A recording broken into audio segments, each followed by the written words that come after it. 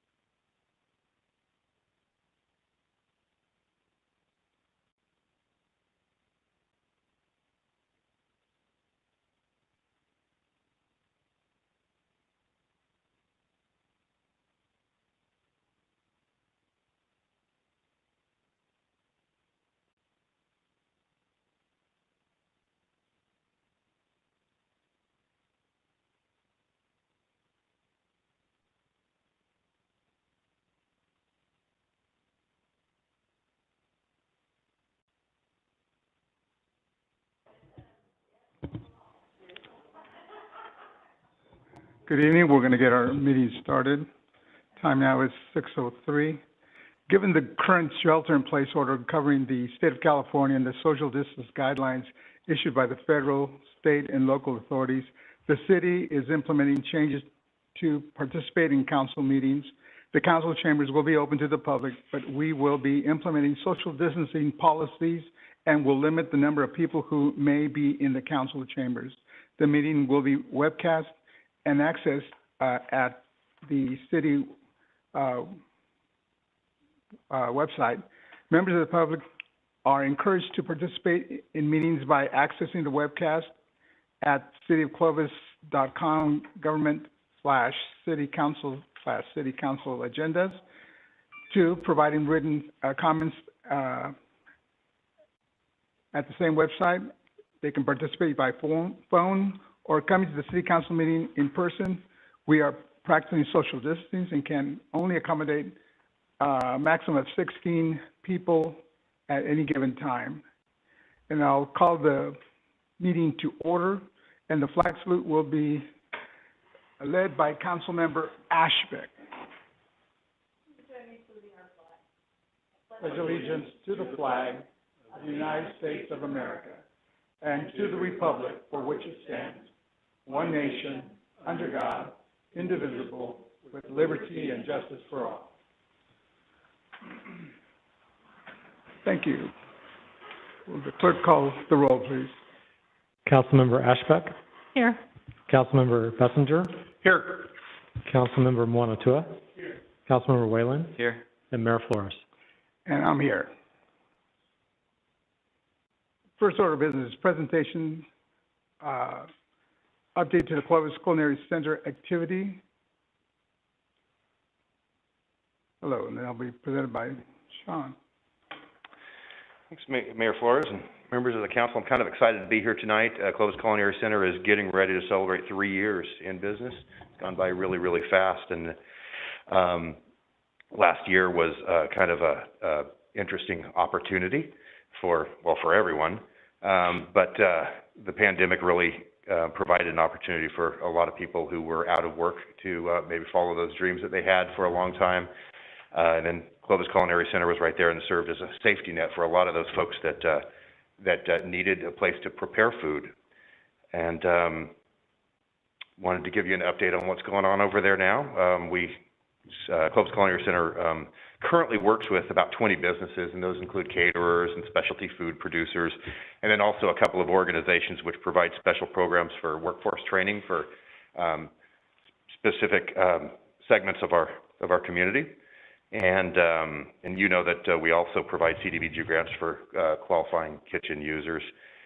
I invited a few of our users here tonight. I wanted to introduce them to you so you kind of see the folks that we are serving, and in no particular order at all. Chauncey Gardner is here. He has a company called La Pina Casa. Very, very talented chef. Come on in. He's also one of our Cdbg users, and we're very, very proud of his work. You want to say anything? Say hi? Sure. Good. I'm Chef Chauncey Gardner. I just moved down here from Sacramento last year, pretty much right when the pandemic started. So basically the worst possible, but kind of worked out, but worst possible time. But we made it work, and I was lucky to run into this guy, and so he helped me out quite a bit. Thanks. It was an interesting story. I just happened to be walking through the lobby, and he's trying to pull a business license, for a home-based business, and so that was kind of things aligned that day. But we're really, really proud to have you there. Wait, what kind of food do we have? Do we have like one advertisement? Go ahead. Yeah, so we do Mexican, Italian fusion cuisine. So right now we're bringing fine dining to the farmers markets. Right now we're at the River Park Farmers Market on Saturdays, and then the Fort Washington and Friant Market on Sunday. We're also doing some private dinners and some catering. We just did a birthday party last week. It's just a small two-person dinner, and then we've got one down in Southern California next month for about 16 people. So we're just kind of taking what we can get right now. Nice. But, yeah. Thank you. Thank you. Yeah, you bet. Thanks, Chauncey. I Cook Tepan is here as well, and that's a very interesting business. Couple Tepan chefs that were closed down because of the pandemic, so they decided to create their own business and take it on the road. So they will do private parties, and they're actually killing it. You're up in the Bay Area, what, 3 or 4 days a week doing this? Come up here. This is Chris. Good afternoon, ladies and gentlemen. My name is Chris. I'm with I Cook Tepan. As you said, maybe you've heard of us, maybe you haven't. Hopefully it's the latter. Yeah, so really this kitchen means a lot to a lot of people, definitely us. Especially when the pandemic hit, there's not a lot of money moving around. People still got to eat, people still got to work. So this kitchen really provides an opportunity for a lot of people who are looking for those opportunities, And really the community behind the kitchen is even more important than the actual facility. Really is a home away from home. So I appreciate what you guys do for them. We appreciate what they do for us. And we'd like to return the kindness, favor. Sorry, I'm stuttering. Don't mind that. And so on and so forth. But yes, like I said, it's all love. We really appreciate everything everyone does for everyone here. Thank you. Thanks. Thank you. And then, so Little Wind Bakery, Natalie from Little Wind Bakery, I think, how long have you been there? About a year? Yes. Since early July, and during the Christmas season, you work 90 days straight? Yeah, for Thanksgiving season. All the way? I did a 90-day stretch. I brought some cookies. Yeah, did anybody notice that? As soon as she came in, I was like, hey, she's got a bag. Hopefully no one's Mike, you have allergic to competition. They're pistachio shortbread with an orange blossom glaze and edible flowers on top. So yeah, I started at the kitchen. July 3rd was my very first day of sales at the Clovis Farmers Market, which I was able to utilize through the kitchen. And I specialize in organic sourdough and seasonal pastries. I have 3 wholesale accounts in Fresno, High Top Coffee, Fulton Street, and Quail State in downtown. I just took on my first employee, actually. We've grown to the point where I need help. I can't do 90 days straight anymore. And yeah, this kitchen has been like integral to me being able to do this business, because as a cottage baker, you're super limited. You can't make a lot of pastries that I do make, and having a facility to do that where I can store my things and have professional equipment has been an absolute lifesaver. And I've been baking for 8 years, so this is nice to be in a setting that feels familiar as well. So yeah, so do you guys want me to pass the cookies out? How should we do that? They're bagged up. Oh, yeah, go ahead. So yeah. Let's see if you guys are... Yeah. Yeah, well, I can't say I'm tired, and I'm moved back to And, yeah. I'm a pretty strong stand washer. Yeah, Natalie is kind of the unofficial chairman or chairperson of the kitchen too, to make sure that everyone's masked up and. Okay, 90 hours, 90 days in a row. Thank you. Yeah. My fiance misses me very much. He's very happy that I'm tired of cooking.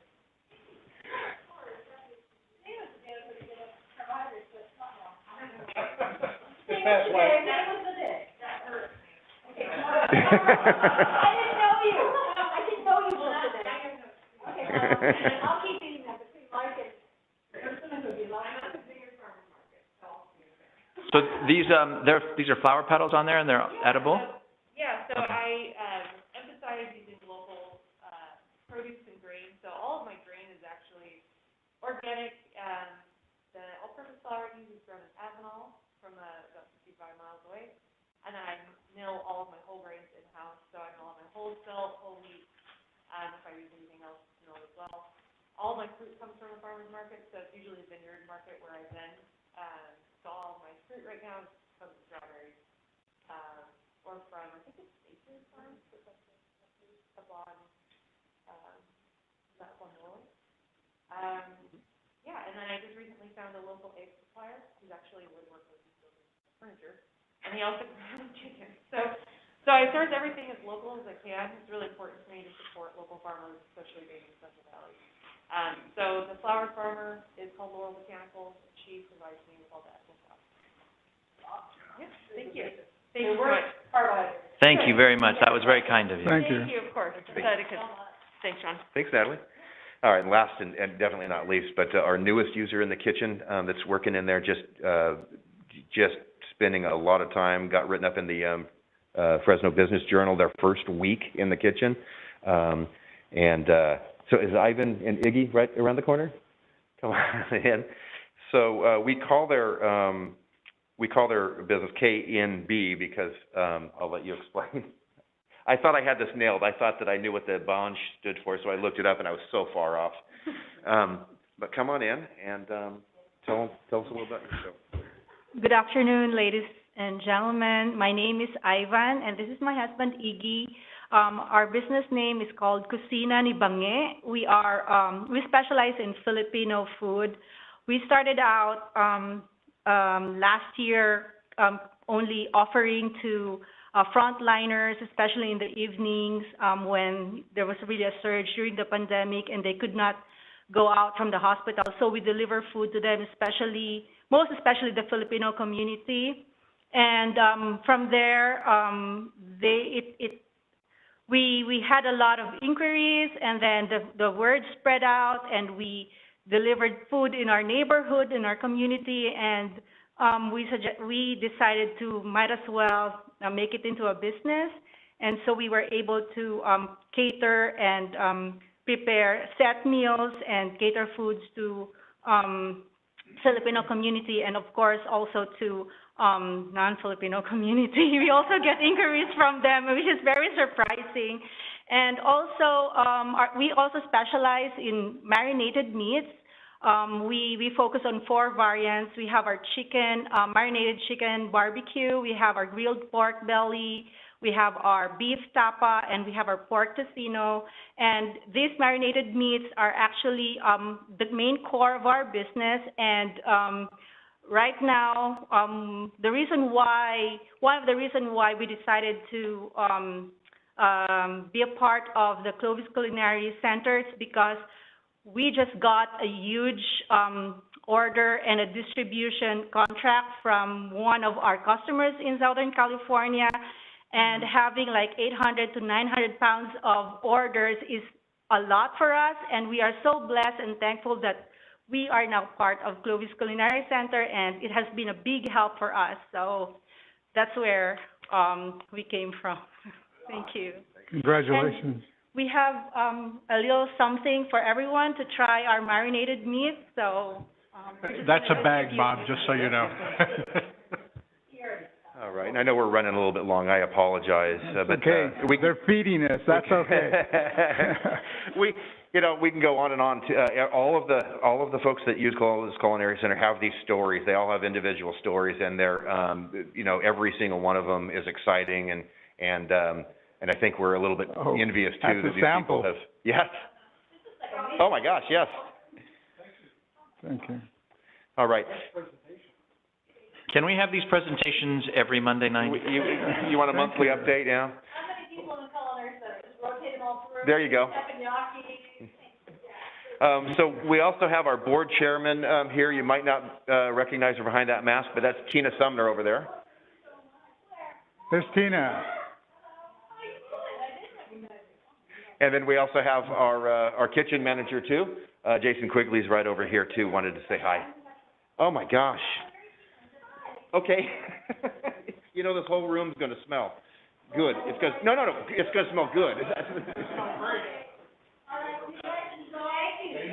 Oh, thank you so much.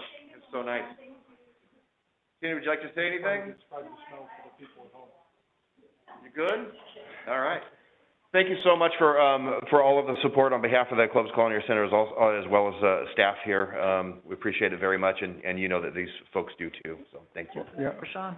question? Sean, do we have on our city website a link to, like, these sorts of businesses?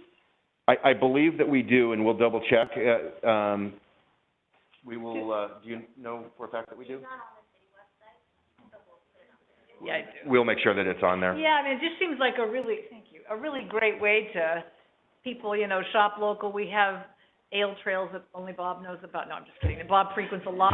But I mean, I think this is an awesome, like, I didn't know about that. If they'd come to my house and cook dinner for 2 people, I'm in. Like, where is that person? Yeah. So I just think the more we can promote the center and the job creation during, I mean, those are wonderful stories. Yes. All of them. So if you can maybe have a link to locally grown businesses on our restaurant, or on our website from these, center would be awesome. Absolutely. Yeah, we'll get on that first thing in the morning. Yeah. We need a bigger refrigerator if they come every Monday night. And Sean, let us know if this incubation then becomes a real business, a brick and mortar place somewhere in Clovis, because I think that's what we want to see. I mean, because Mom and Dad, they actually started something like this, and all of a sudden they had their own place in Old Town Clovis, and they were the entrepreneurs, and it was the food that prompted this. And then later on, they had their own employees, and so for four decades they had their little restaurant, and it makes a difference. Well, we've had a lot of users that have moved on, you know, and opened their own brick and mortar. And we're always sad to see them go, you know, but that's what we're here for. We're real proud to see them, you know, grow and then move on. And I think we keep in touch with all of them. And that will happen, you know, with every one of these. These guys are go-getters. It's going to happen with every single one of them. And we'll have more stories coming through the kitchen too. So make a list, put it on the website too. Yeah, let's. Absolutely. Thank you for that. I think it's great. I totally agree. Thank you. Thank you. Thank you. They need a home ec major back here to help them, I think. You guys need help? You got it? Okay, we now move on to public comments. This is an opportunity for members of the public to address the city council on any matter within the city council's jurisdiction that is not listed on the agenda. In order for everyone to be heard, please limit your comments to 5 minutes or less, or 10 minutes per topic. Anyone wishing to be placed on the agenda for a specific topic should contact the city manager's office and submit correspondence at least 10 days before the desired date of appearance. Do we have anyone in the chamber coming to the podium? Thank you, council, for letting me hear you, or you hearing me. I'm not quite as eloquent speaker as the other people before me, so That's okay. have patience. I want to bring to the council a topic, and I hope that the council will take action about excessive noise in my neighborhood, specifically about modified exhaust systems on vehicles and loud stereo systems. The noise is intrusive. My house is all closed up. I can't hear my television much of the time. It's very loud. And I want to ask the council if we could start enforcing or more strictly enforce the codes. And that's my presentation. And you sent us an email as well, right? Yes, sir. Okay. And have you called the police and reported the noise? No, just on people running the stop signs. They have excessive speed there, and the stop sign doesn't mean a lot to many people. And are these neighbors, or are these strangers that come into your neighborhood, as far as the noise is concerned? It's Villa Avenue, so it's well-traveled. Oh, Villa. Okay. Well, let the police department know as far as the noise complaint. Thank you. You're John, right? Yes, sir. Okay, thank you, John. Thank you. Anyone else wishing to comment on any item not on the agenda? Anyone online? No. Okay, in correspondence, we have 3 emails that we received. All have to do with the topic of residential chickens. And is that all we have? There was one comment email from a gentleman Yes, Just we- spoke besides previously, John's. and then two more regarding chickens, I believe. Yeah, Three. I count three. Three. And so we'll take them and include them in our minutes. Okay. We'll move on to ordinance and resolutions. With respect to the approval of resolutions and ordinances, the reading of the title shall be deemed a motion to waive a reading of the complete resolution or ordinance, and unless there is a request by a council member that the resolution or ordinance be read in full, further readings of the resolution or ordinance shall be deemed waived by unanimous consent of the council.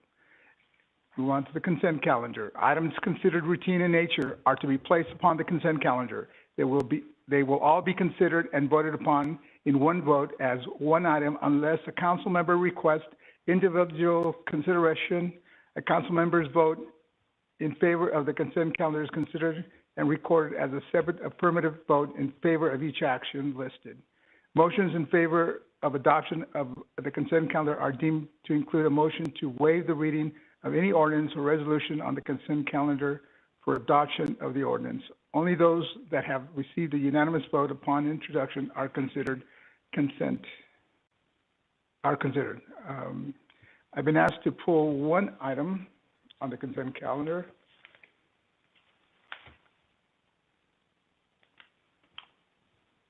And that one will be item 8. I'd also like to pull item 18 if we can. I just had a question about the pour-in-place rubber surfacing.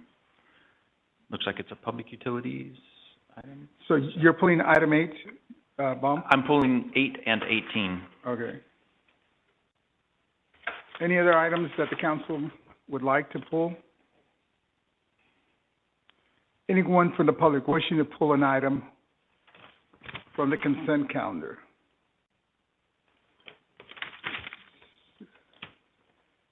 Seeing none? And there's no one online. No one online wishing to pull an item? Anyone from email, No written correspondence? comment. Okay. I'll move for approval of the consent items with the exception number 8 and 18. Go ahead. Second. Mayor, That was Joe's job. What's that? I said you were my second, so now you need someone else to take over your job. It's a really important role. That is a true statement. Mayor, before you vote, I do want to comment on item 5. I really appreciate the work of Andy, your department, of Sean, and of Heidi. This is an excellent report, and I think it was covering a time period that was very difficult for us from July to December. And I think not just us saying anything, but the comments from the community has been so positive of what we've done for our seniors, to those who were unemployed, to the businesses, of how your team helped transition and navigate and assist. And so I just wanted to just publicly say thank you to what you've done and appreciate such a thorough report. So I just want to say that. Okay, with that, we have a motion to approve the consent calendar except for items 8 and 18. All those in favor signify by saying aye. Aye. So the motion carries, and we will consider item 8 first. Fire approval. Authorize the city manager to sign the contractual service agreement with Fresno County Emergency Medical Service Agency for the provision of fire department dispatch services. Did you have questions for the chief, or? I did, yeah. I don't know. I think it might help move the discussion along if I just ask some questions as opposed to maybe a full presentation. Is that all right? Sure. Okay. So, Chief, thanks for being here. My questions are going to be related to the contract that we have entered into. The page 8 of the contract, which is also page 51 of the staff, not the staff report, but all of our agenda packet.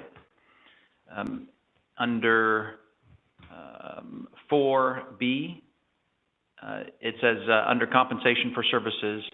In B, it says, in the event county fails to comply with the performance standards identified within this agreement, city may begin to withhold $250 per day until such time as the non-compliance has been corrected to the satisfaction of the city fire chief and the county EMS director.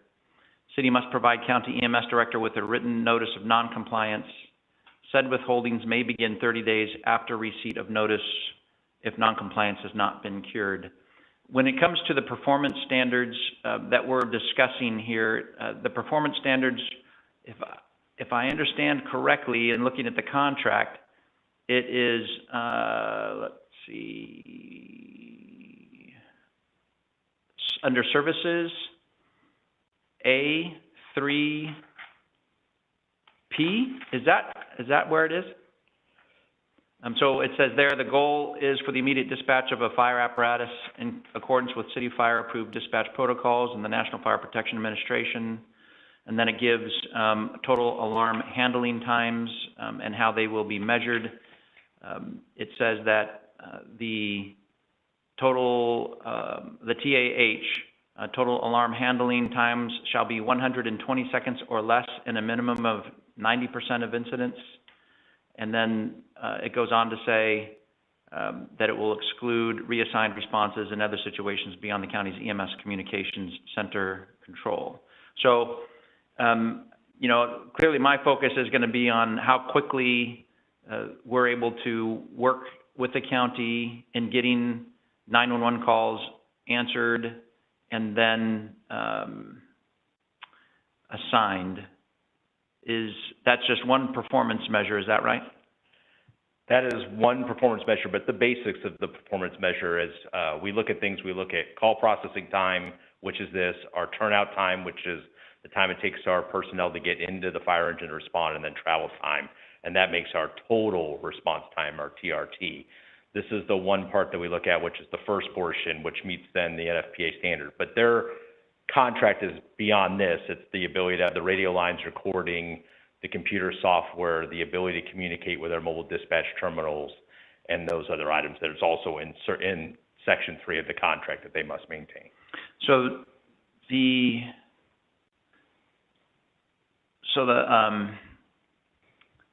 their lack of performance is supposed to result in a penalty, and that penalty is $250 per day that they are out of compliance with our performance measures.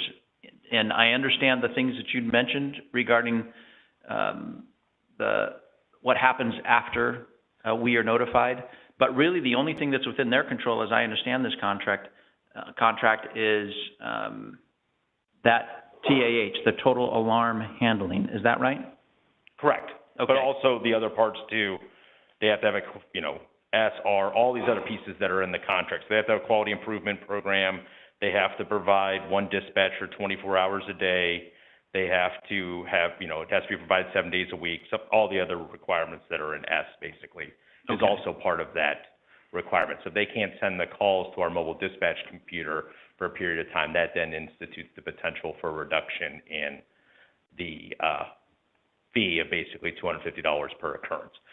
Per occurrence or per day? Sorry. Well, per day. Okay. We basically look at a day's occurrence. We have looked at it that if it can't be fixed by the county radio shop or the computers within a reasonable amount of time, which is normally within an hour or two, because sometimes the issue's on our end, not on the county's end. We have communication or radio issues. We have to determine whose side it is and then a reasonable amount of time to get it repaired. So if they were to be out of compliance 365 days a year, I haven't done the calculation, but at $250 a day on a contract that's $347,565, it doesn't seem like that's much of a penalty for their lack of performance. Can you tell me how we came up with just $250 a day on this $347,000 contract?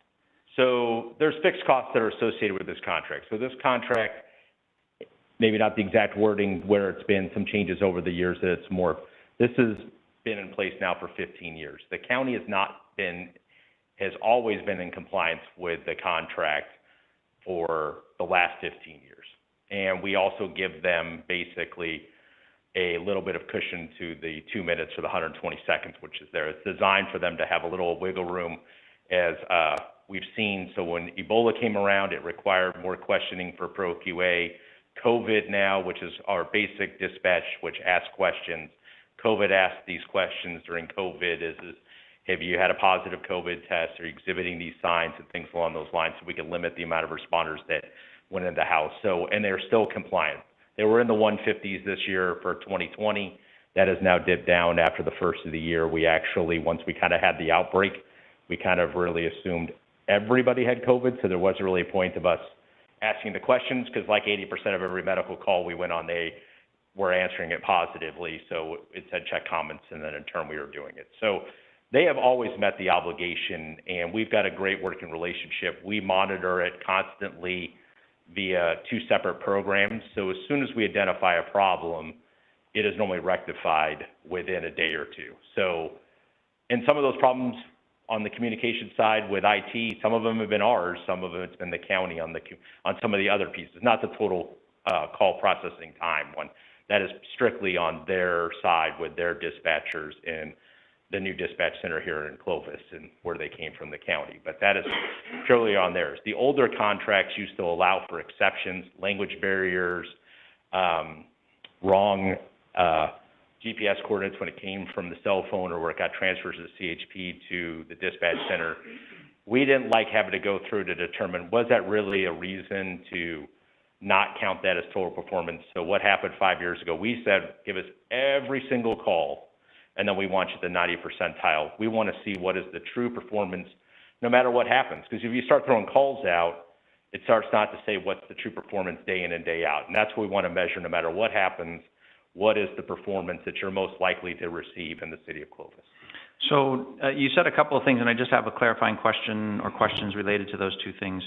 One is that you said that for the last, I think you said 10 or 15 years that we've had this contract in place, they have never been out of compliance. Did I understand that correctly? That is correct. So it's been around since 2006 was about the first year we switched from Clovis PD to the dispatch center. And then you also said that there's been some occasions last year when they were 150 seconds instead of 120 seconds. I'm sorry, 1 minute and 50 seconds, so okay. 110. My fault, sorry. All right, okay.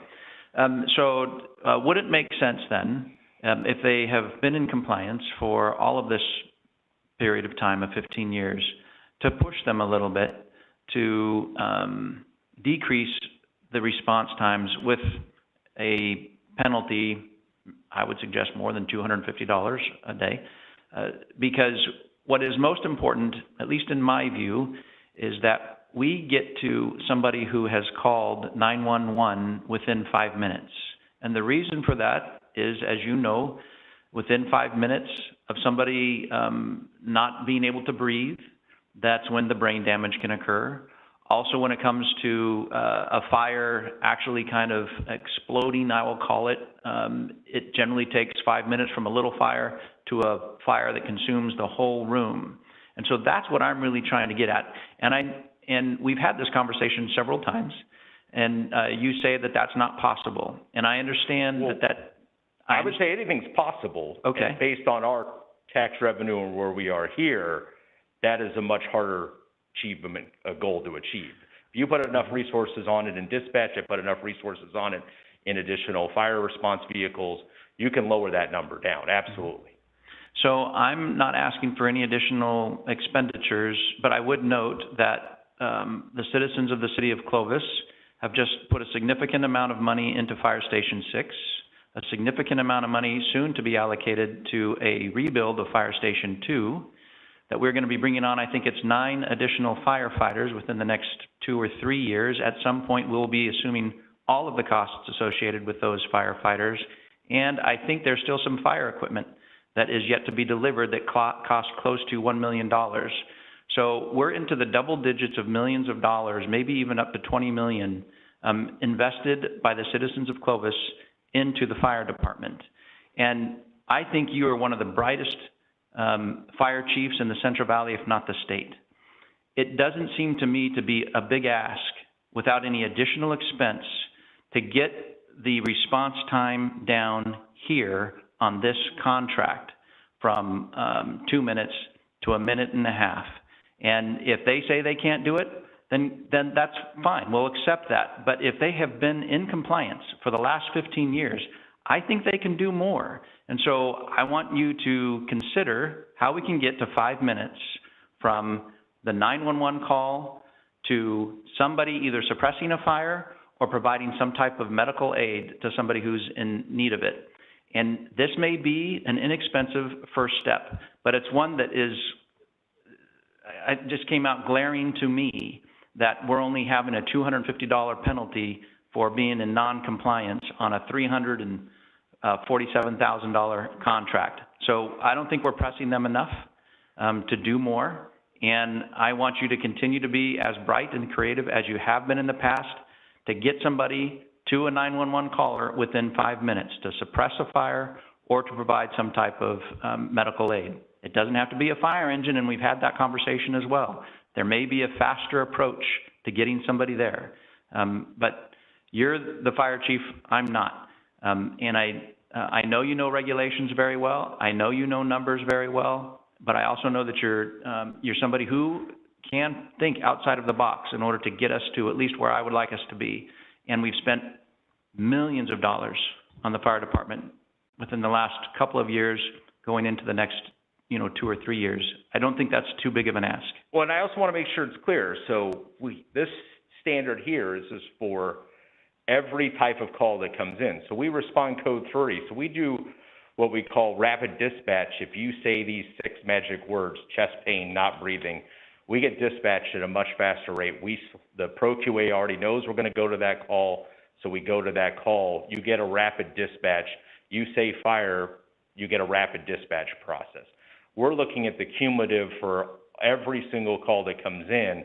A lot of those calls need additional information for us to be able to properly code it to determine, are we going to go with lights and sirens code 3, or are we going to go code 2? Do we send a fire engine? Do we not send a fire engine? Do we just send the ambulance code 2? So a lot of those come off on that takes longer on that call. So for every call encompassing, that's where we say we have the goal, or not really. Our goal is still 1:30. We run for every call for the 5-year average, I believe, was 1:48 seconds or 46 seconds for the 5 years, because we had the 2 bumps. But at the end of the day, for our code 3 known fire, cardiac arrest, chest pain, shortness of breath, that we go to every one of those calls, they are dispatched much more rapidly than water flowing in the street from a fire hydrant, where's this, or some of the other things of a fire alarm through a alarm company and those types of things. So that aspect, and I can bring you the data, we could break it down for what we call priority 1 calls then to the rest of the calls. This is circumference of every type of service call, from a cat in a tree down to it is what, they all go to the same dispatch centers. We look at that complete performance. Is rapid dispatch what is controlled by, I'm calling it American Ambulance, but it looks like the contract is with the County of Fresno. Is the rapid dispatch completely within the control of the County of Fresno? Are they the ones who get the 911 call? They say, I can't breathe, then they do a rapid dispatch? Yeah, they're in the same room. So a call taker takes the call here. The person says, hey, I have chest pain, I can't breathe. 2 terminals over is the Clovis dispatch. They say launch the Clovis fire. It automatically comes across. They're already doing it while they're asking the additional questions. Well, I think that may be an opportunity for us to make some adjustments to a contract, if not this one, perhaps a future one, where we have some performance measures just for rapid dispatch, so that we can call out specifically, we really want on rapid dispatch for it to be within 1 minute or whatever you think is an appropriate amount of time for the 911 call to come in and for our folks to be dispatched so that they can help. So here, these average times, I understand why it's a... Well, they're not average, they're 90th percentile. So okay, you're right. So it's 90th percentile, so that pretty much shows us no matter what happens, this is what most likely will occur. Why can't we say 90% of the time on a rapid dispatch call, it has to meet some other measure, say 1:30? Why don't we do something like that? Well, we do measure those on priority calls all the way through, because we have a different time performance for turnout. We also have a different time performance for travel, because travel code 3, we get there a lot faster than we do code 2.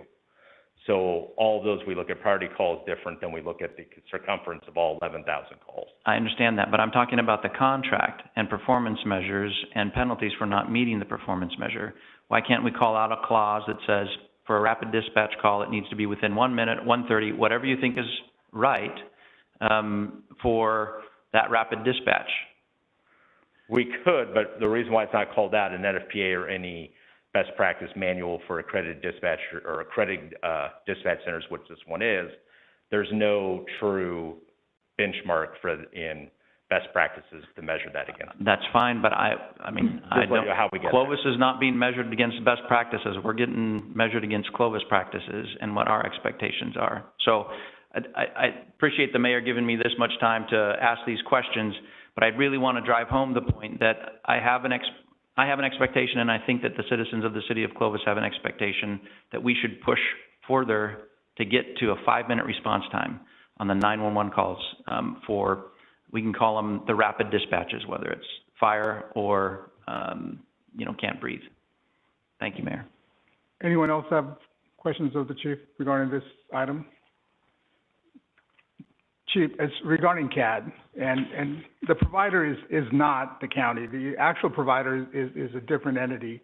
And does the county have a good relationship with that particular entity right now? Because there is that language regarding that relationship that regardless of who the provider is, the county will make sure that it will keep to these terms of the contract. Well, American Ambulance has successfully won the exclusive operating area contract for Fresno County for the last 25 years. And they're the provider. They're the ones that run the dispatch center for the county. The county owns the dispatch center. The county owns all the equipment in there. That is just a contract for labor from the county from American to the county. So my statement is correct? The entity that runs the dispatch center is actually American Ambulance. No, there's a county's employees in there that oversee it and basically provide oversight. The American who are the Ambulance dispatchers? contract. Are the dispatchers Fresno County employees or American Ambulance employees? The employees are American Ambulance, some of them, so- but the supervisor is one American employee, one county employee. Okay, so the provider is American Ambulance. I mean, why would we have that language in the contract if they're not a separate group? Well, but if their 5-year contract that comes up, if they don't win the exclusive operating area, the new bidder then would become the provider of the labor, but the contract would still remain the way it is. And to Bob's point, a CAD system, it's an electronic database. That's all it really is. It tells us what happens in any given call. And if it's a rapid dispatch, if those criteria can be queried, if we give it, it's just a computer and it's just a database. It's a relational database. So if we ask it, give us all the rapid dispatches you've had over years, it can do that and see what the time frames have been. And based on that, we can determine what the average times have been and determine if that is acceptable to us or not. So I don't think that's, and that is best. The best practice is to consider what is the best times for a given city. Correct, but even all the rapid dispatches that occur, they don't all stay code 3. So as we complete the process of pro and QA questions, as the computer system brings up the question, how you answer it brings up the next question, those certain percentage of those calls then get downgraded to priority 3. Because information comes in and all of a sudden it wasn't someone couldn't breathe or they had asthma or they had something else. It was choking and whatever it was came up, so now it's just the code 2 call. Not obstructed airway. The hard candy was expelled and therefore now just check on them. Mm-hmm. Yeah, so, but all that information is in that system. Oh, absolutely, absolutely. We measure it based on checkboxes that come to us. Did you respond priority 1, which is lights code 3 the entire time? Did you get downgraded? All that's in the system itself. Okay, thank you. So, no questions? We'll vote on this item then. I'm going to go ahead and move for approval, but I hope, Chief, that you've heard me, and that we could maybe be creative in figuring out how we can reach that objective. So I move that we approve. Second. Anyone in the public wishing to comment on this item? Anyone online? No. Anyone? No correspondence on this one. No correspondence. I'll bring it back to the council. We have a motion and a second. Oh, we don't have a motion yet. Yeah, I moved on. Yeah, yeah, second. I did it out of order, but thank you for accepting it. Okay. And who was the second? Me. Okay. All those in favor signify by saying aye. Aye. Okay. So it's... Next item is item 18. So if I may, I just had a quick question on this one. Okay. How quick is it? The other one was supposed to be quick too. No, I never Define said the other one was gonna be quick. Okay, so this is called a pour over or pour into rubber seal? Pour in place. Good evening, council. It's pour in place. So Pour in what place, this is, if you go to those parks, Dry Creek has it, Paso Tiempo, it has, it's kind of a rubber surface. It's about 3.5 inches of really, viscous rubber, and then a very fine layer of 1/2 inch. That's the wearable surface that you see at some of our parks. So my question is that, we've had, it sounds like this park, and I observe it in other parks as well, get torn up. Yes. And so, I am presuming that you have looked for other methods to provide the type of, soft landing, that may be required for those who end up falling when they're working on some equipment, playground. Yeah, yes, and there is no perfect, or there is no method without its consequences. You have rubber mulch that catches fire and has radial tires in it sometimes, the actual radial portion, and kids eat it. You have the wood chips that, sometimes leave splinters, and that's kind of what we're going to. It's a very economic way to go. Which is what you're going to, this one or the wood chips? No. Wood chips is economical. The pour in place is a better product. In the Loma Vista area, in that LMD, we actually do collect funds to replace that, so that's part of the maintenance scheme that we have. It's actually a few years late that we should be replacing it. We've been out there patching it, and so it's definitely time, if you've been out to that park, to replace that surface. To go to a different material, because that park was designed for pour in place, we would have a lot of expenses to do a dig out and redo for a different kind of material, and then we would still be back here at some point in time later, or always replacing wood chips, or always doing something else, because all these parks require maintenance for whatever wearable rubber fall surface we have. Yeah, well, I do like the pour in place rubber surfacing. It's really great. I just don't like that it gets thrashed the way that it does, and I didn't know if there was any way to prevent that, and it sounds like maybe there's not. All the time they say they're improving on the product, and our engineers went through a bunch of tests, and they actually spec'd out, who SpectraTurf is who we're requesting. They were actually the lowest bidder too. They have a pretty good product, but there is no impenetrable, there's no perfect product. Eventually, people rip it up, the kids tear it up, the kids eat it, the kids, just once it starts, and so it's just a maintenance issue that is a forever thing. Okay, thank you for answering my question.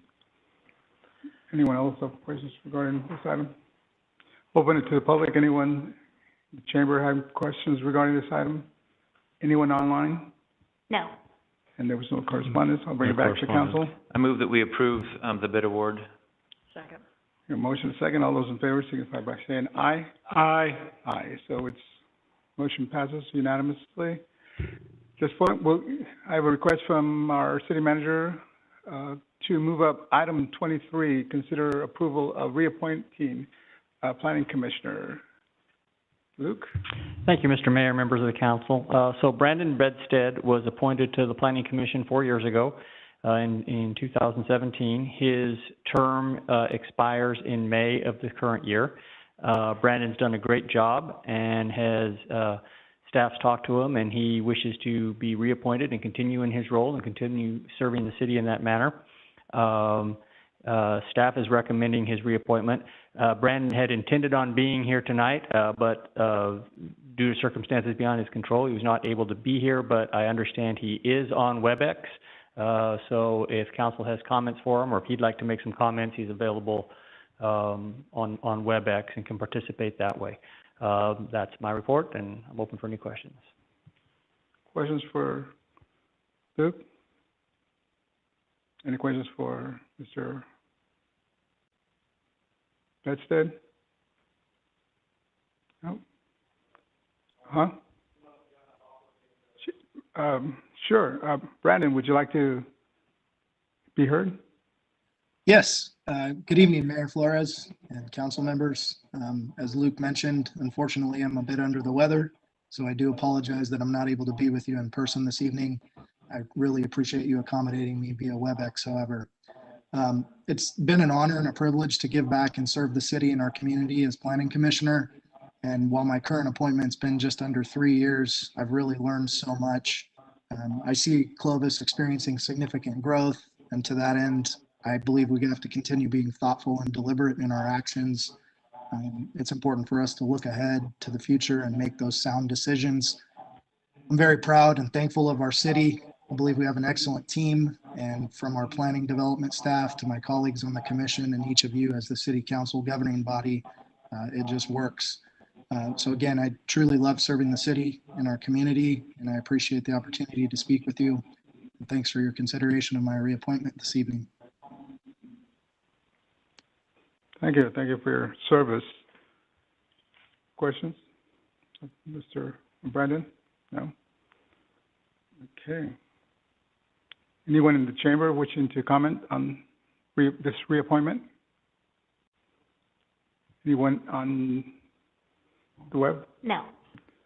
No correspondence? Okay. I'll make a motion that we reappoint Brendan. I'll just take the privilege since I've known him since he was 5. But that's way outside the statute of limitations of any conflict, because there isn't any. But he would live on our first street, and he learned to ride his bike in front of our house, and now he's all grown up. So with that, I'd like to make a motion that we appoint Brendan to the Planning Commission. I'll second. Good job, Brandon. We have a motion and a second. All those in favor signify by saying aye. Aye. So it's unanimous. He'll be reappointed to our Planning Commission. Congratulations, Brandon. Thank you very much. Okay, we'll go back to the right order of our agenda.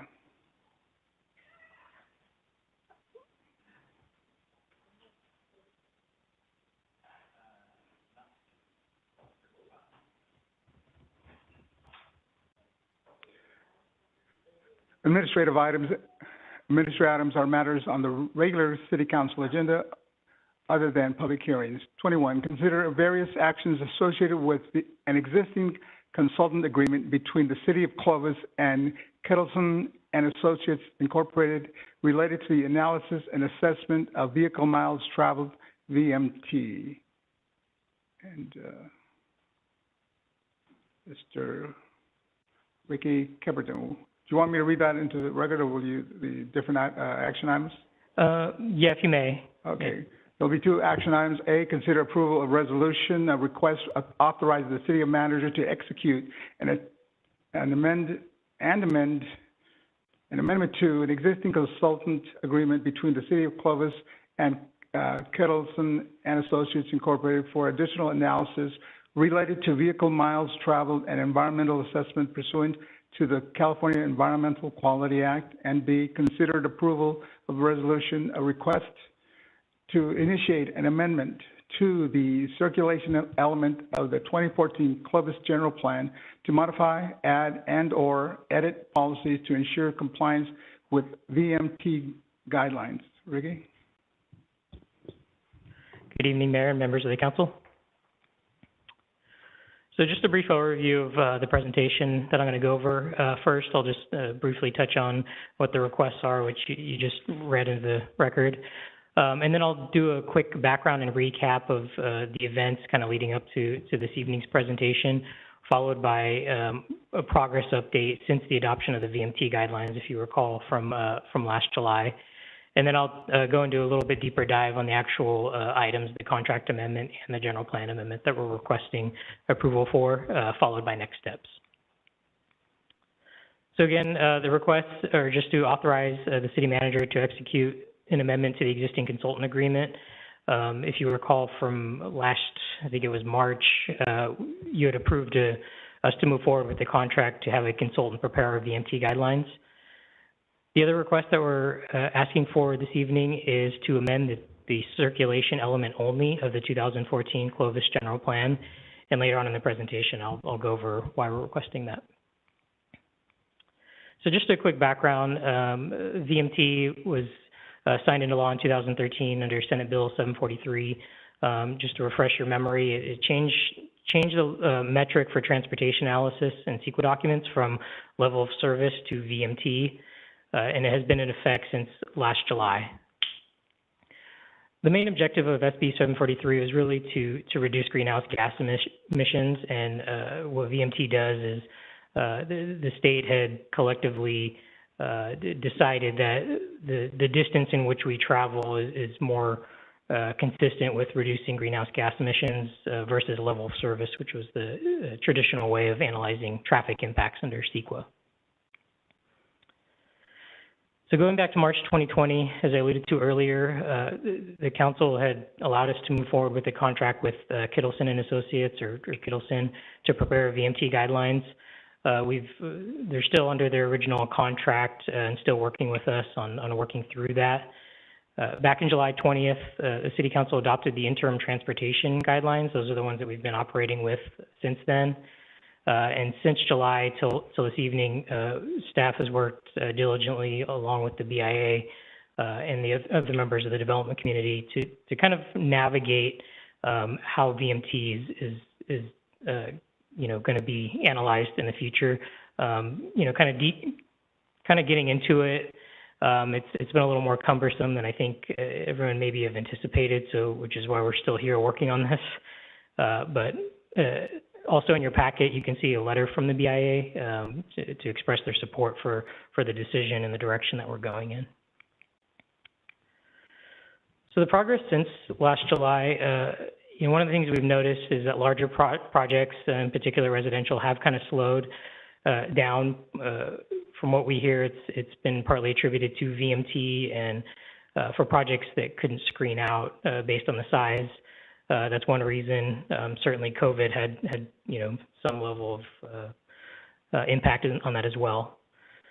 So again, in collaboration with BIA and our consultant, we've decided right now that the best path forward is to prepare a citywide VMT analysis along with a supplemental EIR. What that will do is it'll provide the opportunity for subsequent projects, primarily residential, to be able to tier off of that citywide analysis. So similar to how we had a larger, broader EIR for the general plan, this would essentially get us up to that level. The primary purpose for this is that it increases the efficiency by potentially reducing the need for the preparation of EIRs, at least based on VMT. So it kind of provides that broader coverage. The reason why, one of the reasons why we went down this path is because if you kind of look at where our growth patterns are right now, it's really Heritage Grove. There's a lot of focus. There's still some development to be had out in the Loma Vista area, as well as the Northeast area. And kind of based on this VMT map that we have, you can see that a lot of it is in red. So we really had to figure out some kind of solution to find some kind of streamlining, and the request that we have before you tonight is really the best path forward to obtain that. So I wanted to kind of graphically depict what that means, and based on what we're seeing now with VMT, without this citywide kind of coverage, there's potentially going to be a bunch of EIRs that are going to need to be done for projects that may have otherwise just had an initial study. So if we do the citywide analysis, it kind of provides that umbrella coverage I was talking about that will hopefully reduce or at least streamline development and allow those projects to move forward with something potentially less than a full-blown EIR in every instance. So the contract amendment is for the additional work needed to analyze VMT and to prepare the supplemental EIR. The original contract was really focused on just getting us the interim guidelines, so it didn't contemplate this kind of path. We didn't really anticipate this needing to be done at that time the original contract was done, which is why we're coming back with this contract modification. The original agreement that we had with Kittleson was in the amount of just under $165,000. The additional work is just under $91,000, and it'll take between 6 months and 1 year to complete, probably less than a year, but just, you know, as things are going with VMT, it's hard to pinpoint, but it'll be between 6 months and a year to get us to where we want to be. On top of that cost, there'd be an additional cost with the supplemental EIR of fish and wildlife fees, so that's why we're asking for an additional $4,000 to cover those fees. It's just procedurally, when you're dealing with CEQA, we have to pay those. It's not part of the contract itself, but it is a cost associated with going down this avenue. The city does have adequate funds in the general plan consultant fee, so in terms of the cost of it, it's not going to be a huge impact for us, and we do have the funds to cover it. And again, I did want to underscore that this approach was reached in collaboration with the BIA. It looks like Mike is back there from the BIA to speak if he wants to. So the general plan amendment, we're requesting that we open up the circulation element, and really what that's going to do is allow us to incorporate policies and or goals related to VMT. It just further ensures compliance. Under CEQA, in order to be able to do a supplemental EIR, you have to have a project under CEQA. So being able to amend the circulation element will satisfy that requirement of having a project to analyze, and it will also help us to incorporate and look at what kind of policies we want to add in there for VMT compliance. So if approved, staff would immediately execute the amendment with the consultant and allow them to move forward as quickly as possible. As part of this, staff would have to come back to council at a later date for consideration to certify the supplemental EIR, as well as to adopt the amended circulation element of the general plan. As part of that, we'll also bring back the final transportation impact guidelines for consideration. So with that, staff recommends that the council approve both requests, one to execute the amendment to the contract, as well as for staff to amend the circulation element only of the 2014 Clovis General Plan.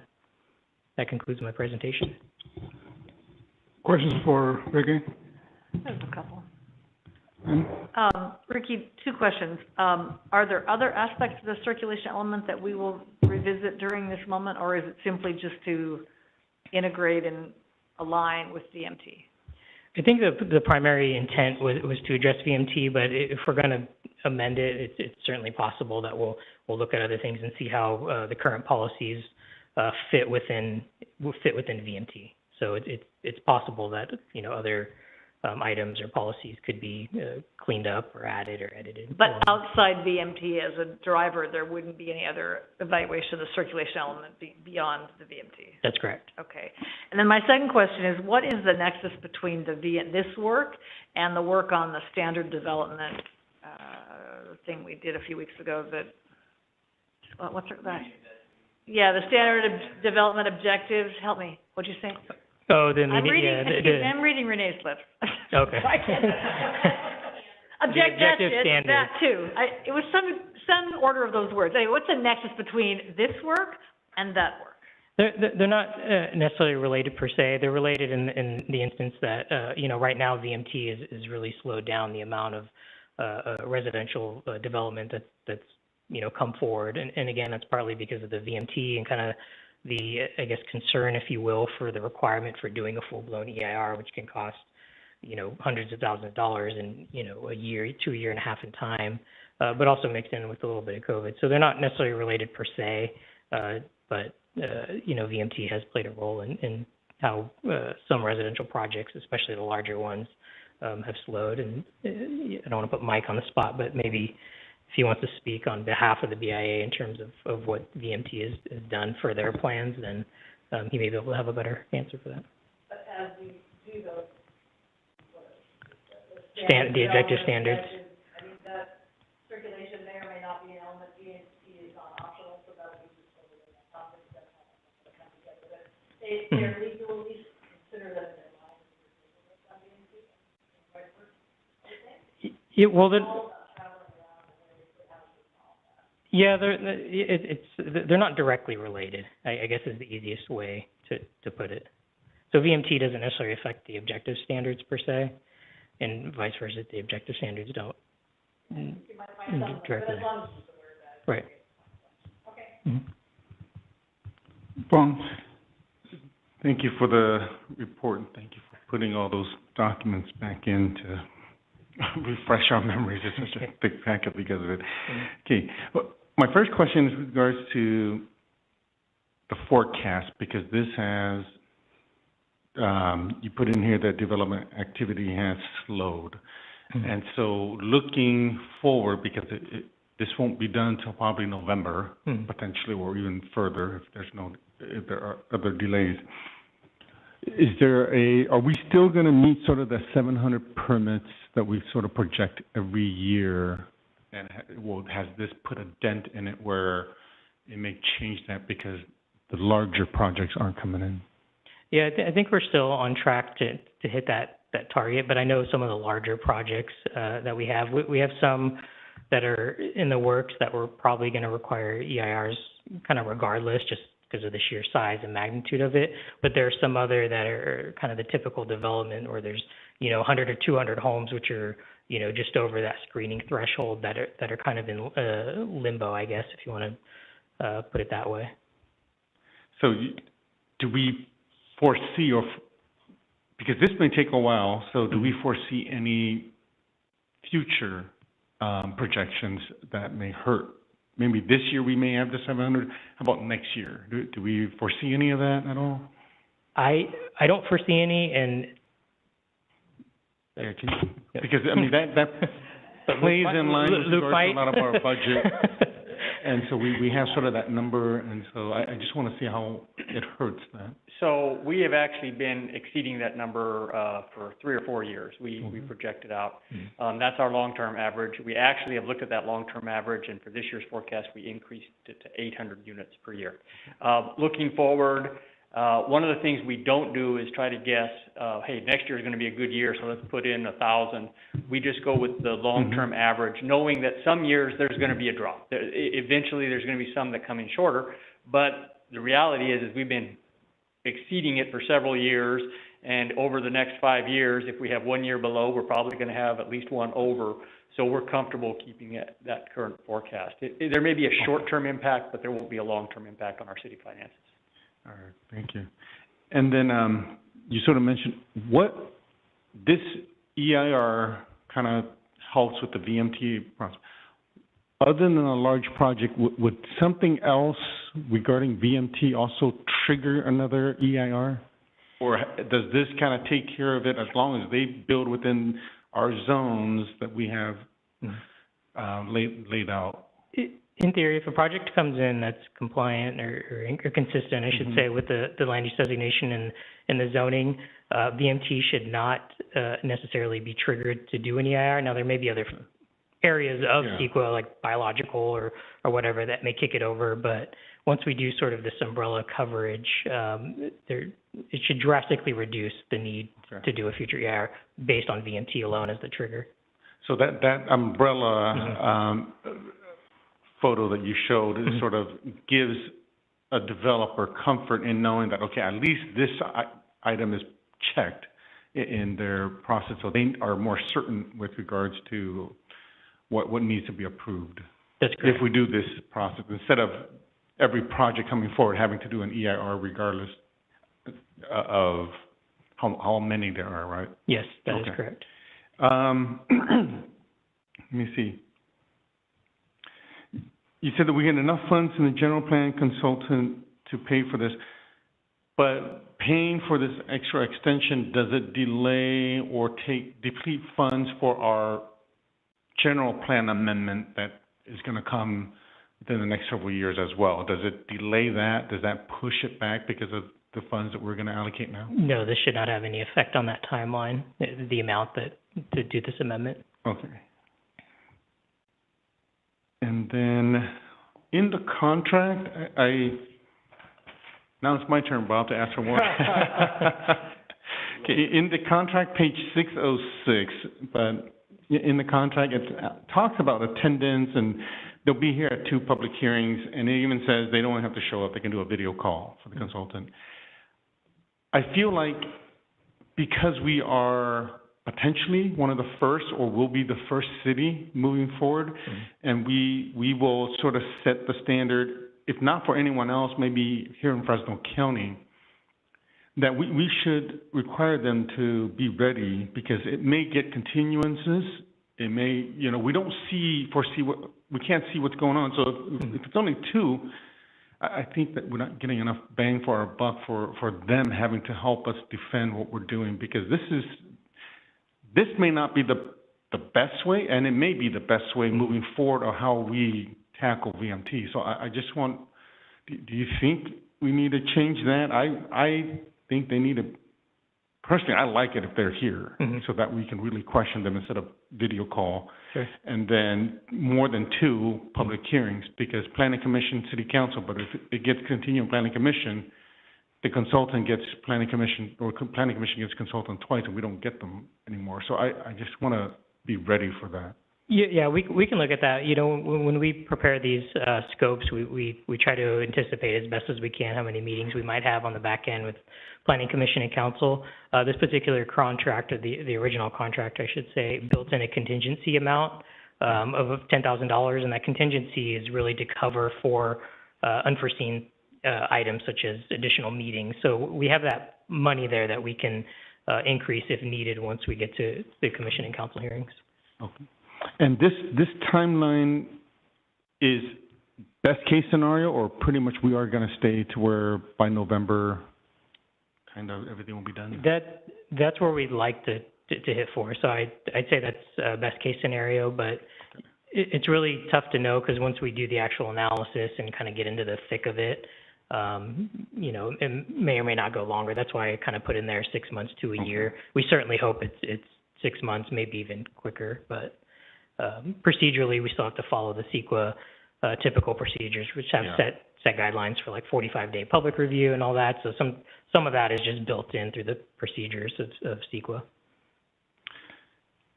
So tonight, the project is changing the transportation elements. That is sort of the trigger that allows the EIR to be done, which later on will just come back as an amended general plan, or is it a actual GPA that we will look at, or is it the same thing? It'll be a general plan amendment will be the entitlement, and it'll just be amending that one, chapter element of the overall general plan. Okay. And Scott, my question is, does that present a conflict where we are now initiating the GPA, which we will approve or potentially deny later? Does it put us in that predicament where we're saying, hey, you're going to come back with a GPA later on, because that's what it says we're going to do, but we initiated it, and so later on, are we sort of tied to where, as long as the staff did it, we sort of locked ourselves in with, well, it is our GPA, aren't we the applicants? Because we told you to go do this GPA to come back to us to approve the GPA, because usually we hear it from staff itself or applicants, and it's not us initiating the GPA. Well, the council is authorized to initiate things like this, and you're not put in a conflict position, because at this point, you're just approving the analysis to take place. So there's no decision tonight on actually what that analysis is going to be. So there's no guarantee, obviously, once the analysis is completed and the amended circulation element is brought back, what that decision may be. So could staff have done it without us telling staff to do it? No, staff, or so the council needs to authorize this action, yes. Okay. Yeah, staff can't just initiate an amendment to the general plan without council's authorization. Okay, and then when it comes back, then we can analyze it fully based upon whatever the facts are, and potentially can deny it as well, because we may have not been satisfied. Potentially, yes. Okay. Yeah, you would have that discretion at that point. Thank you. Thank you, Mayor. Ricky, can I get you to put up that map that shows the existing VMT per capita?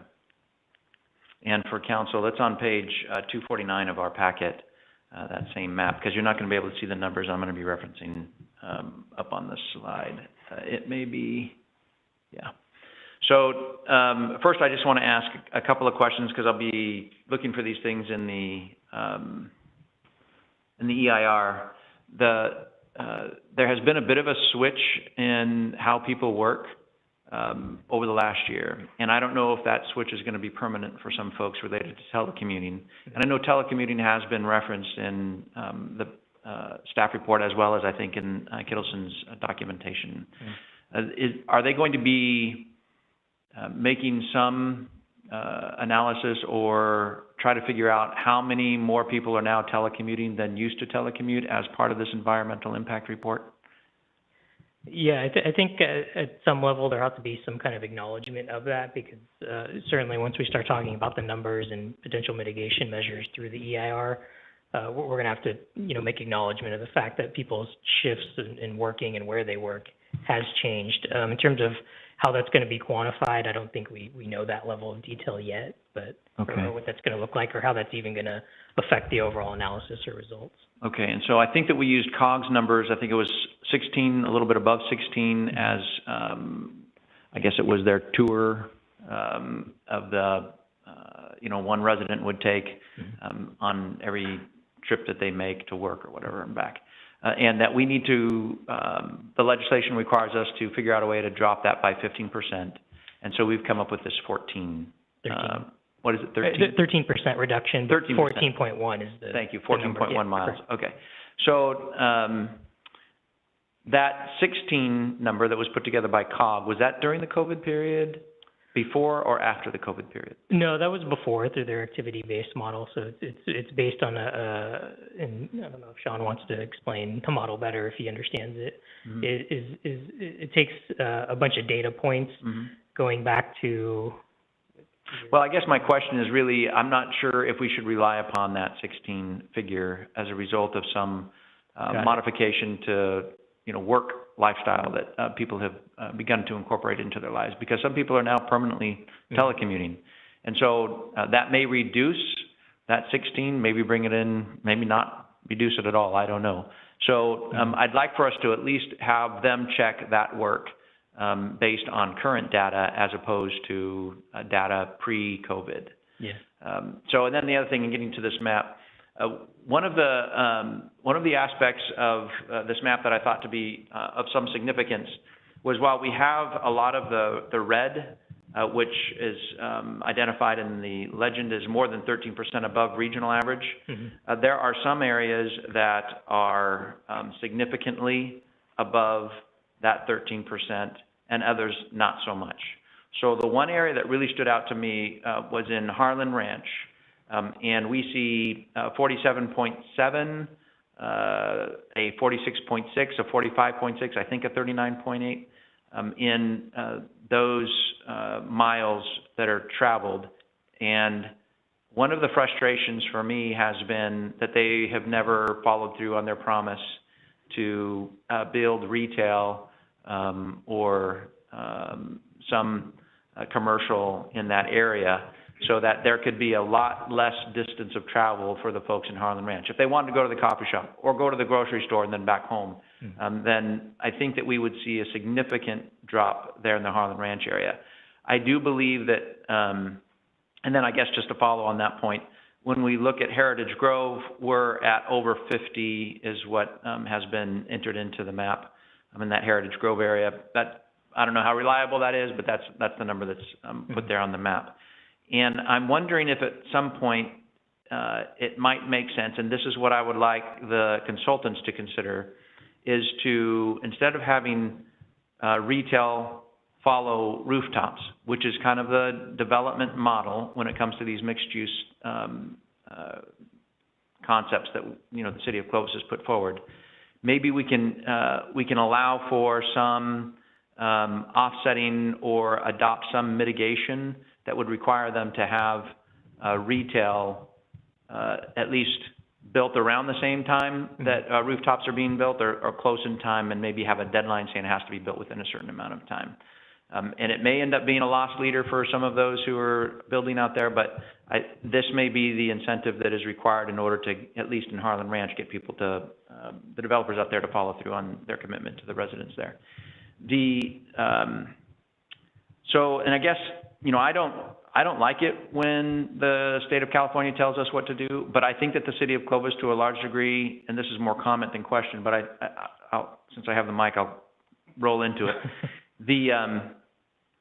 What the state of California is asking us to do is consistent with what we've been trying to do in the city of Clovis for a number of years. The whole village concept is, and mixed use concept is really designed around the idea that we can get people to really live, work, and play within that village. And so I anticipate that as things start to be built out, that we'll start to hopefully have some of this VMT reduced, and I'd like to know what that looks like in the mind, at least of the consultant. And then also, in the city of Clovis, you get credit for, actually, as part of this legislation, you get credit for some pedestrian or bike-friendly pathways. And there are some areas where we don't have fully developed trails and along the canals within the city of Clovis. So one of the things that I thought was of some interest to me was I think it was called an in lieu fee, but a mitigation measure which would allow them to make some to an area that would cause you know, the VMT citywide to drop. And so I'd like for the idea of funds being put aside for the development of more trails in the interior of the city of Clovis as something to consider when it comes to an in lieu fee.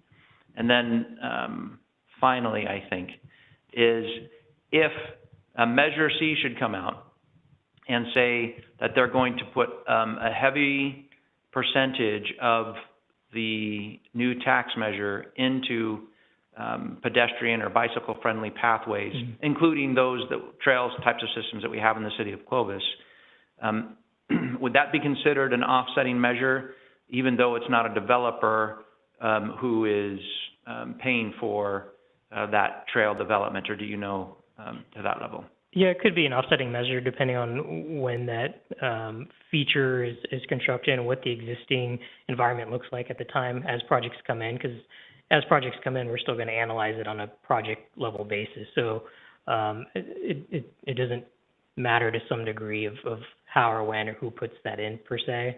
So if, for example, Measure C funds come out, you build a, you know, brand new trail right next to something that doesn't have it now, and a project then comes in, well, the trail's there, so it's part of the existing environment. So there'll be some level of consideration of that. And I want to be careful how we work through this process as well, because the 16 number, I'm good with. In fact, in my mind, kind of the higher the better. And so, and then we reduce that amount from that 16 figure, has been reduced because of telecommuting, has been reduced because there's now retail closer to where rooftops are, has been reduced because, excuse me, because we put in pedestrian-friendly or bicycle trails that, you know, don't currently exist. Because we want to get down to that 14 number. That's kind of the nut that we need to make. And so I want us to, at least the consultant, to be really creative in figuring out how we can reach that number, and if it makes sense to invest in some of those areas that you know, I've mentioned already. So I appreciate you listening to my comments and answering my questions. Okay. Ricky, the only question I have is something related to what Vaughn was asking, in this umbrella. So there's going to be a cost, and it's going to come from the city, and it's really going to help the developers, as your presentation said. We can't recoup it anyway. I mean, it's part of the fee later on. Well, that fee itself is from the developers anyway. So as we collect permits, we take a little bit of percentage of that funds that consulting fee. So really, that money, those funds, come from the development community anyway. So it's already their money. So it's already their money. Okay. Open to the public. Anybody from the public wishing to comment on this? Oh, Vaughn, do you have a question? Yeah, I have one more question. The consultant will not reanalyze these numbers on this chart, right? It's already set because the county did this study. So, The COG. well, no, yeah. so yeah, Kittleson did this using the COG model. So as part of the analysis for the supplemental EIR, they're going to take the build out that we included in the general plan EIR and analyze those numbers, and it's going to come out with an overall citywide VMT number. So these are going to be relooked at. They're going to be adjusted for any general plan amendment updates that we've done. Okay. So it's going to get updated, I guess is the best way to describe it, and further adjusted and tweaked as much as it can with the model. So I have a follow-up question. I look at it. Yeah. I look at it and I get confused because Loma Vista is built almost kind of the same as Heritage Grove. Heritage Grove will actually have where Manny's planning and a couple commercial, yet it's over 50. So I'm trying to understand, you know, how that is still 50, but down there's no big commercial center. I mean, there's going to be the new one by Shaw and Leonard there. yeah. Yet some of them are down to 18, right? 8 even. And so I'm trying to understand how, are they looking at what's there now? Looking at only what's already built out or what we have planned? And so I do want them to really look at it and give a true sense of what it's gonna look like. I keep thinking it should all go down because, like what Bob said, we built these centers so that way it shouldn't be up 50 at some of these because it's what's planned. It's hard. I look at it like the arena numbers, right? We zoned for it, and so it accommodated the need already, and yet when I see these numbers, it's troubling because it's over 50. Yeah, it takes the existing land uses, existing uses that are out there now, not the planned uses. So you're right, as development occurs, eventually, as long as it, builds per plan, these colored areas should go, down to the orange and hopefully to the yellow and green at some point down the road as that development actually occurs. Okay, so even if someone is coming in to build a transit center right in the middle of Heritage Grove next to high rises, they would still be having to do an EIR because it's right now it says 50, something like that. Well, yeah, and again, these maps are really intended just to kind of give you a kind of a checkpoint. It doesn't necessarily mean that it's automatically going to be an EIR, but what it tells us is if there's going to be a project anywhere in the red, that you're going to have to look at the VMT. Now, if it ends up being a large mixed-use development or several acres of commercial with, residential right there, that project may actually end up being less than significant. This just kind of tells us, like, hey, stop, you got to do your analysis and see what the analysis says. Got it. Thanks. I had one other follow-up question if I can, Mayor. Okay. I don't have to. I can wait till later. Well, let's have the public. The public's been waiting there. Mike? Yeah, good evening, Mayor, members of the council. Mike Prandini, representing the Building Industry Association. We've discussed this with staff for some time, and we suggested this approach as an alternative to each individual development coming in and having to do an expensive traffic analysis and EIR and to deal with the VMT issue. And the development community right now is on pause for larger projects. Anything subject to VMT is not getting pursued, and until this is done and the development community can get some certainty as to what it's going to cost, they're not even buying any or contracting for any additional land to develop because they don't know what the cost of VMT will be to meet that requirement. Whether they're at 20 or 50 or whatever the number is right now, they look at it and said, okay, if I've got to reduce it down to X, what's that going to cost me? Nobody knows. Nobody can tell you what it's going to cost. We have one estimate, I believe, your city manager, Luke, mentioned at a hearing in the past that, if you had maybe it was during one of our meetings, and maybe that's where I heard it. one of our meetings with the staff, is they were looking at a transit system for Clovis other than what you have now. Well, to make improvements to that, that's multi-million dollars. And nobody can afford that. No developer can afford that. So barely, and likely the city can't afford it. So there's got to be some other options that have got to be developed. And it may come down to, you know, the term I've heard expressed on projects that don't meet the environment, and be able to mitigate all the environmental impacts, is that the council has to decide whether the project is worthy or not, and possibly adopt overriding consideration, saying we need the project, we need the houses, we've got to accommodate our growth. So there's really nothing we can do. Economically, we cannot force a developer to build $1 million home that's in the city of Clovis and make a whole subdivision of $1 million homes, because nobody will buy them. There'll be a few, but not many. You know, if you can buy we're not San Francisco.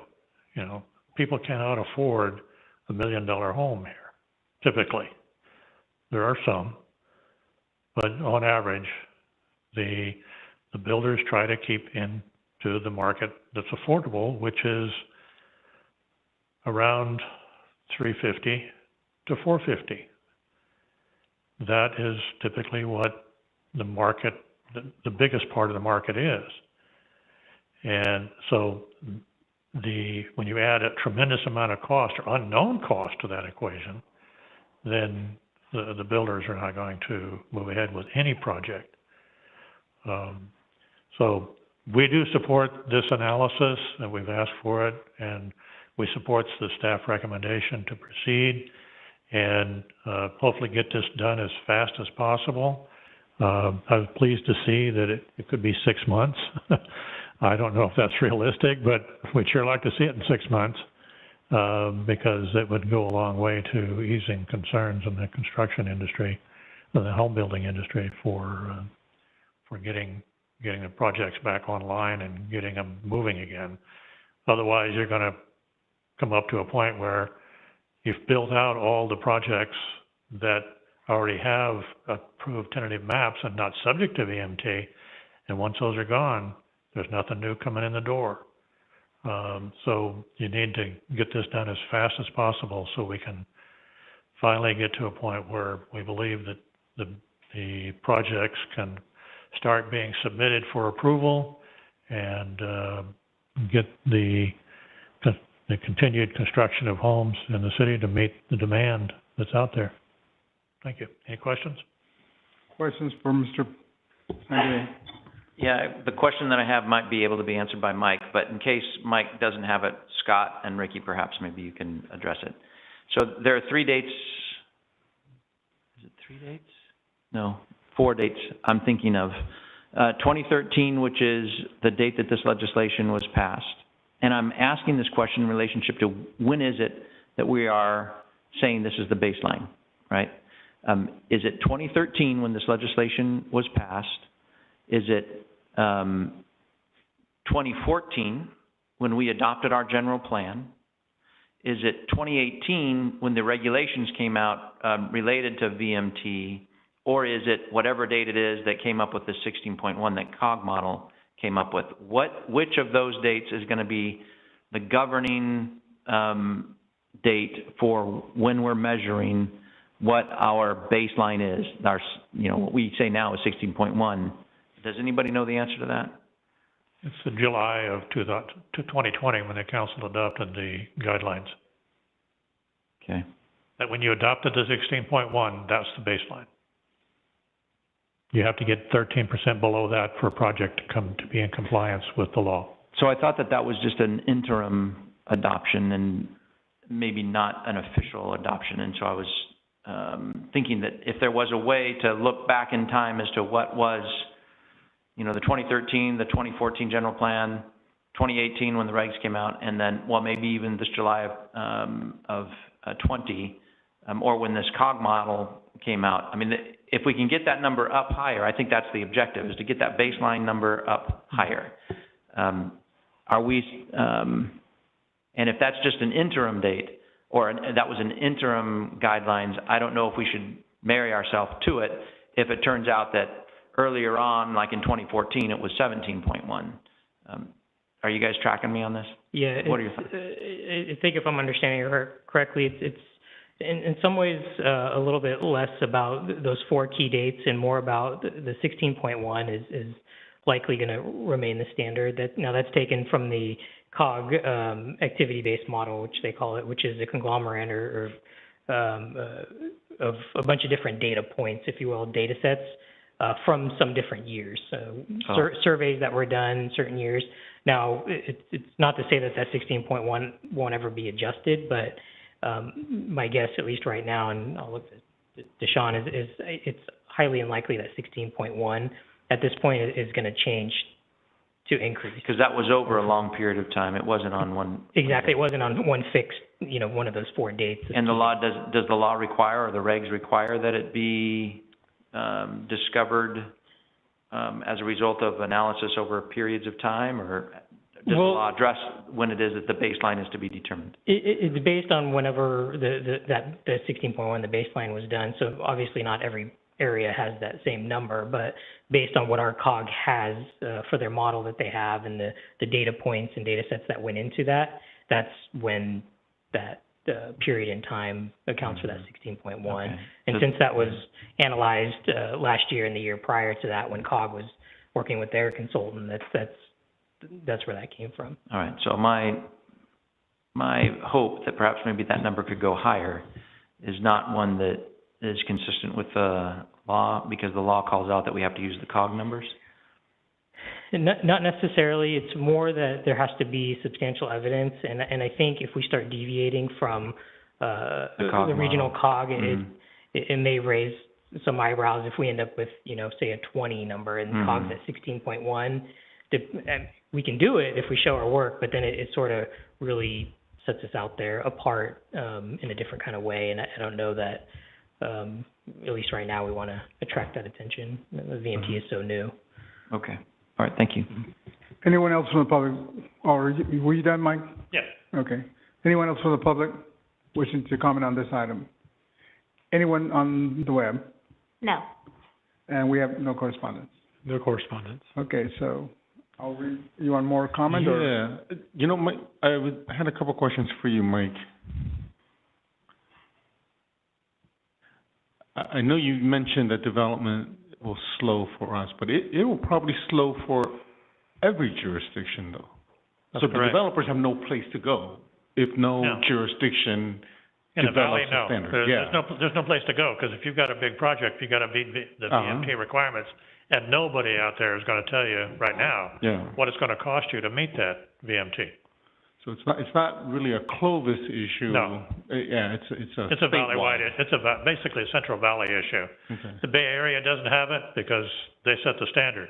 And LA, San Francisco area, Bay Area, they set the standard.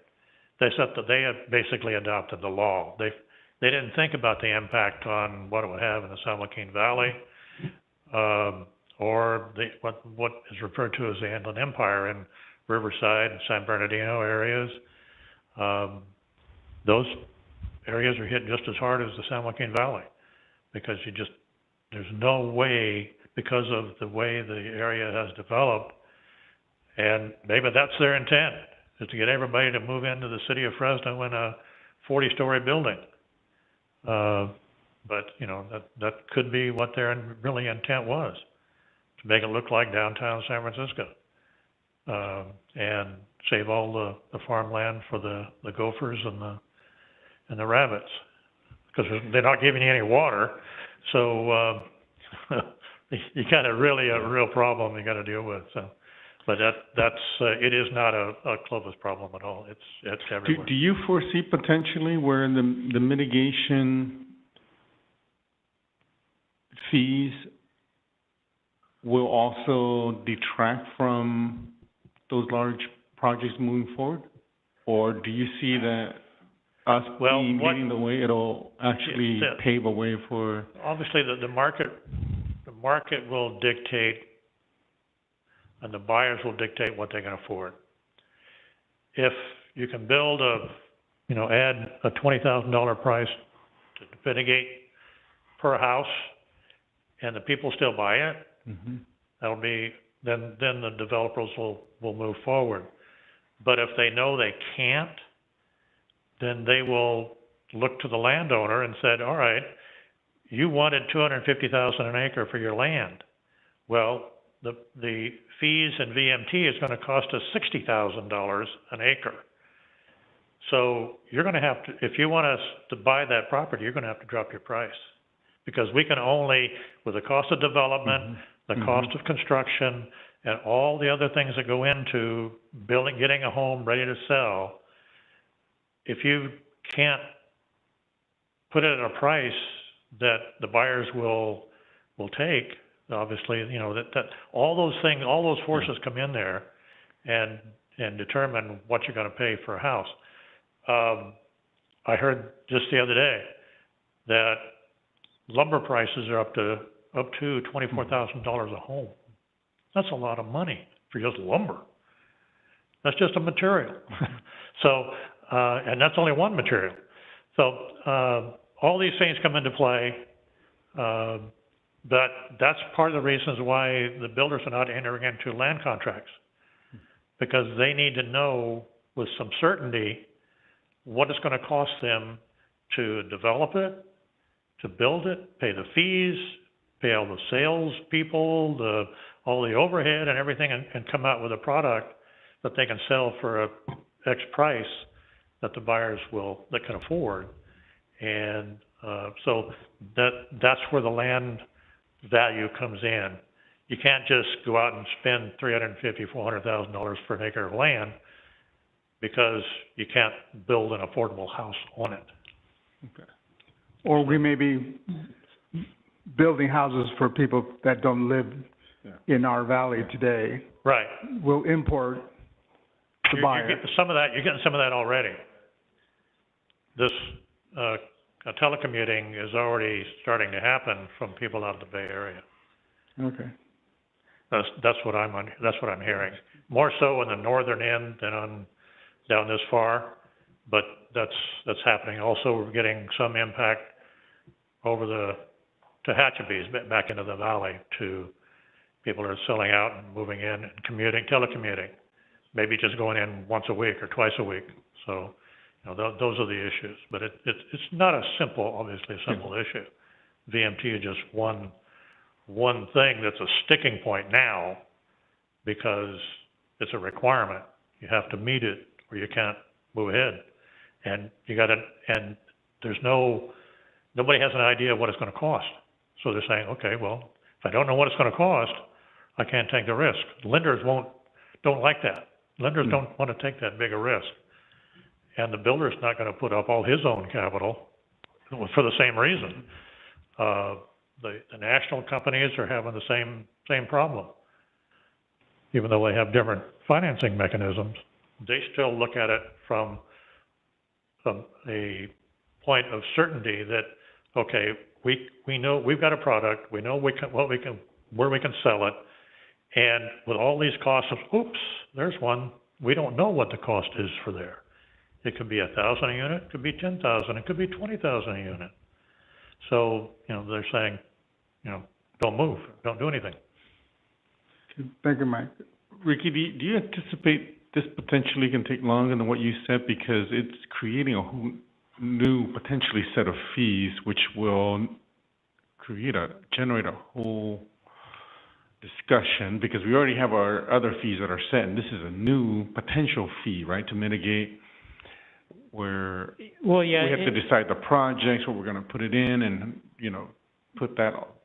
allocate that citywide. Yeah, and to be clear, this effort in and of itself is not necessarily creating or generating that fee. Okay. It may come to a conclusion that an in lieu fee or some kind of fee mechanism needs to be created, but in order to do that, that's kind of a whole separate beast on its own. This is sort of the path of least resistance, if you will, to be able to kind of get things back on track. And there's still going to be, potentially some more work down the road that's going to be needed based on these efforts.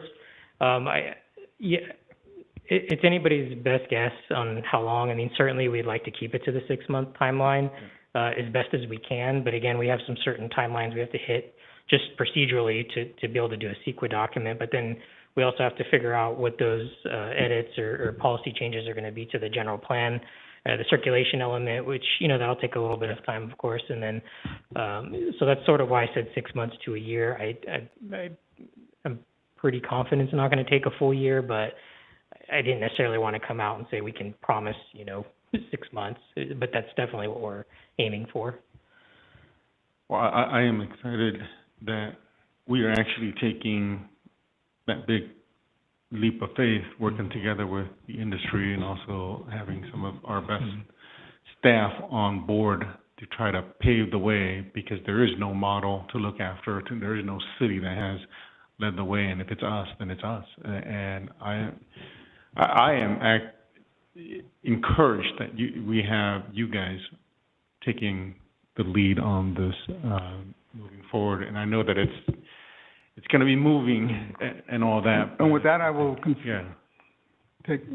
consider a motion for item A. I'll make a motion to, this is the wrong one.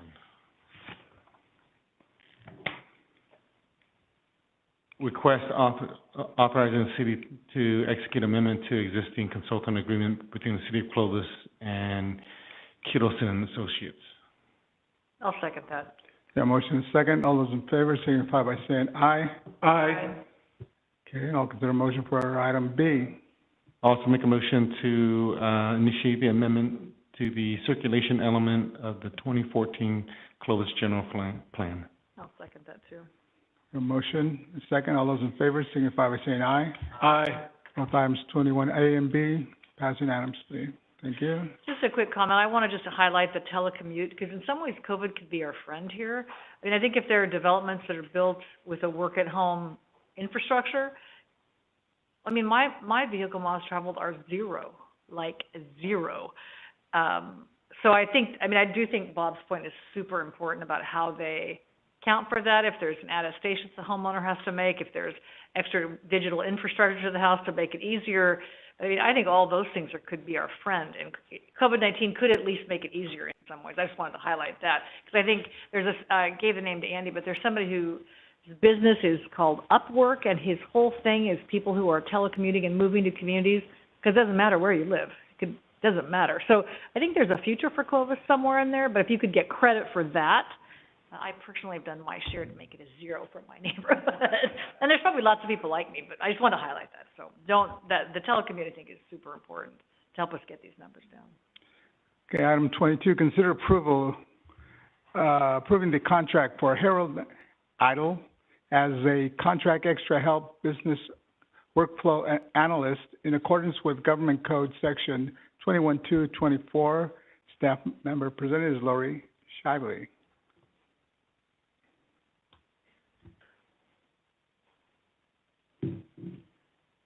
Good evening, Mayor and City Council. Staff recommends that the City Council approve the contract of Harold Idle, a CalPERS retired annuitant, in accordance with Government Code 21224 as a contract extra help business workflow analyst to perform duties related to the InterGov regulatory application system and the city GIS system. At the present time, we have a vacancy for a GIS analyst and business workflow specialist.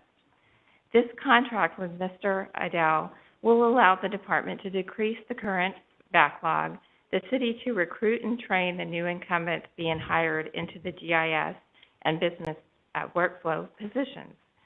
Mr. Idell will be hired for a limited duration not to exceed 1 year and work a maximum of 960 hours in a fiscal year. Mr. Idell is familiar with both the GIS and InterGov systems. He previously worked for the City of Clovis for 13 years and implemented the city's InterGov business workflow system. By adopting this resolution, the City Council will provide for the compliance with established guidelines during the building and land management process as outlined by the California state law and local policy. This concludes my presentation, and I am available for questions. Questions for Lori regarding this item? None? Anyone from the public here present? Anyone from the web? No. No one? No correspondence. So I'll bring it back. Make a motion to approve the contract. Second. Motion second. All those in favor signify by saying aye. Aye. Passes unanimously. Because you don't know what GIS means. You don't know what GPS is. You don't know all that good mapping stuff, you know? Okay. Thank you. Thank you.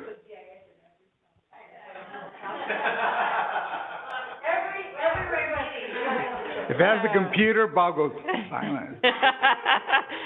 Thank you. You guys have a good evening. Thank you. Next, we'll go to item 24, since item 23 has been dealt with, and consider approval of various city council committee appointments.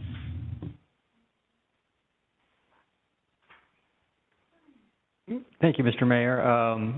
Council, in the packet and I believe on the dais is a highlighted sheet. This is with our biennial reorganization of council. There are many council committee appointments, many of which are based on mayor and mayor pro tem, and it is in need to revisit these and to make appointments for the next 2 years. Staff's available for any questions, but the positions are highlighted in yellow that need to be reassigned. And at this point, council could reassign any of them, but these are the ones that need to be. Well, taking the privilege of the mayor, I would say the ones that have traditionally been mayor and mayor pro tem, that we follow that past practice. The only problem with that is that it's the North Kings Groundwater Sustainability Agency. I'm the member there, and because it conflicts with the COG, I would not be able to participate in that anymore. So that opens up the North Kings GSA. So that becomes open. And that was the only, I believe that was the only one that I really, that was the only committee that I was, or other agency I was involved in as the mayor pro tem. Mayor, I would like to stay on FCTA. It seems, I see that the term expires in May of 21. Is that right now? Yeah. So I would like to request to stay on that. So that looks like that, maybe we want to take action on that one, but I would like to continue serving on that. After May 21? Well, isn't that right now? Isn't it like April? Yeah. So I'd like to serve another term on FCTA if I might.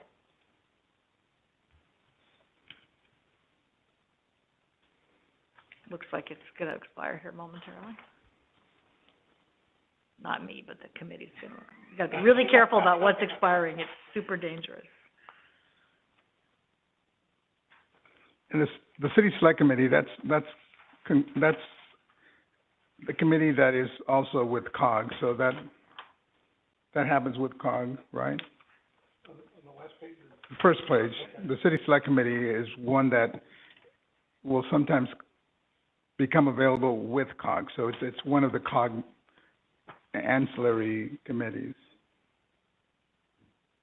Mayor, are you looking for just some conversation, or do you want me to make some motions in order, because I think after the conversation we've had already, I kind of have an idea, at least on some of these, what we should be doing. Yeah, if you're ready to make motions, I will. Right. I will take motions. All right, I'm going to move then on the city selection committee that the member be Jose Flores and the alternate be Lynn Ashbeck.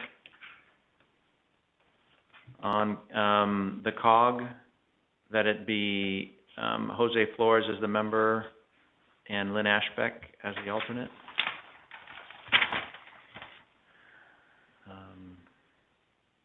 On this Fresno County Regional Transportation Mitigation Fee Agency, does that even meet? It's also part of the COG, right? Yeah. So, okay. so. All right, so I would move that we have Jose Flores, and Lynn Ashbeck as the members. And the Fresno County Transportation Authority, that Lynn Ashbeck be our representative. And continue to serve after the, Yeah, that she remain the one after May of 2021 for the new term.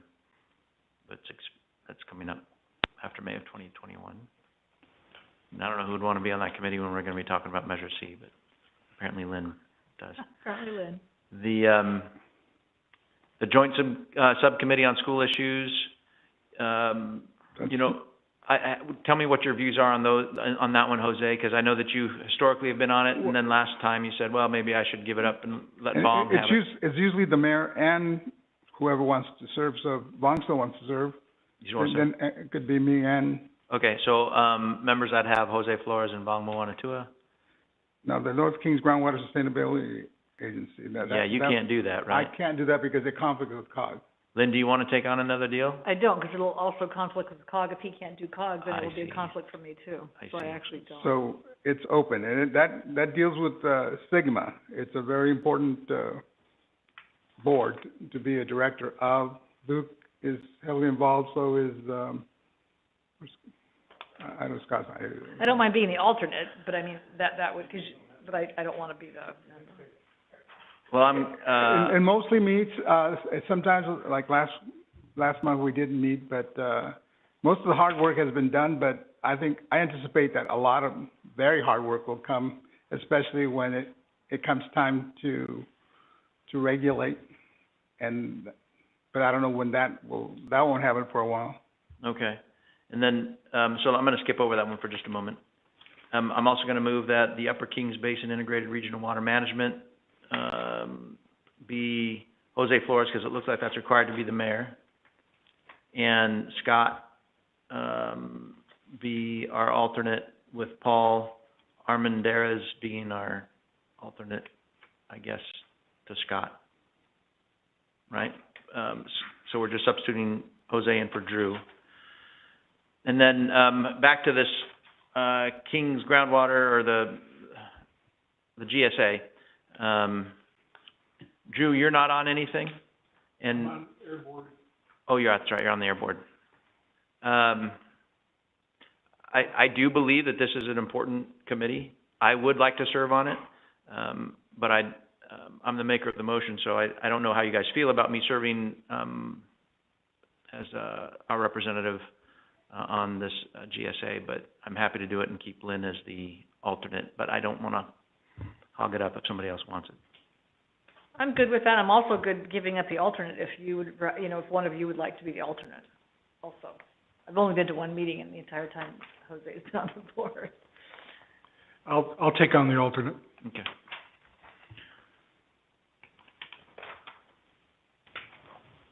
Do you want me to make the motion, Bob, that part of the motion? Yes, let's make that part of the motion then. Me as that representative, and then Drew being the alternate. So that's my motion. And then, and the other committees, so. I think that we don't have to make any selections on those, do we? No. The other committees that are listed, just the highlighted ones. And I'll second the motion. We have anyone in the public wishing to comment on this motion? Anyone on the web? None. We have no correspondence. No So we'll bring correspondence. back. We have a motion and a second. All those in favor signify by saying aye. Aye. So the motion passes unanimously. Okay. Next item is item 25. It's for the City Council to approve the cancellation of a regular City Council meeting scheduled for Monday, April 12th, 2021. Drew? Thank you, Mr. Mayor. We've looked at the schedule, and we do not have a real heavy agenda load for the month of April, and the second meeting was extremely light, so we moved stuff around and are recommending that next Monday's meeting be canceled and that the next meeting be held on April 19th. That concludes my report. Questions for Luke? the council. Anyone from the public? Anyone from the web? No. No comments. So moved. Any second? Second. We have a motion and a second. All those in favor, signify by saying aye. Aye. Okay. Item 27. Update on the American Rescue Plan Act by, is it 26? Oh, I'm sorry. Yeah. I'm trying to skip items here. Consider authorizing a letter of opposition to proposed legislation SB 556 regarding attachments to street lights, poles, traffic signal poles, utility poles, and support structures. Luke. Thank you, Mr. Mayor, members of the council. The League of Cities has brought to our attention that Senator Dodd is sponsoring a bill that will pretty much mandate that any publicly owned utility or municipality provides space on power poles, street sign poles, street lights, signal poles, and such for 5G cells. This has kind of been a long-running battle. If council will recall, back in 2017, there was the state SB 649 that would have eliminated all local control for telecommunications equipment in the public right-of-way. The cities fought that. That actually made it through both houses and was vetoed by Governor Brown. In 2018, the Federal Communications Commission adopted some regulations that were meant to be nationwide. And we want to have broadband. We want this to continue, but the federal communications regulations were meant to make it kind of a level playing field and to prevent fees and permitting processes from getting out of hand. We have implemented programs that are consistent with the Federal Communication Commission's regulations. They seem to be working. We thought that this was okay. We'd finally reached a point where we can continue. As I say, we do want 5G to come in, but this latest bill, SB 556, kind of goes back and goes against some of the federal regulations and mandates that we make space available or on our poles for any and all telecommunications equipment. And it also takes away some of our ability to make sure it is not unattractive, that it's safe. It really ties local government's hands. And it also adds some ambiguity to what kind of fees we can charge. So at this time, the League is recommending opposition to this bill. It will be heard by the Senate Energy, Utilities, and Communications Committee on April 14th. The League is recommending that cities send a letter of opposition before that date. I do want to note that Senator Borges from this area is on that committee. So staff is recommending that we send a letter to the committee and to Senator Borges expressing our opposition to this bill. Questions? Anyone in the public wishing to comment on this item? Anyone on the web? No. We receive correspondence on this item? No. Anyone wishing to make a motion? I'll make a motion that we send the letter, we authorize the letter to oppose the legislation and communicate with Senator Borges. Second. A motion is second. All those in favor signify by saying aye. Aye. Motion passes unanimously. Okay, now we go to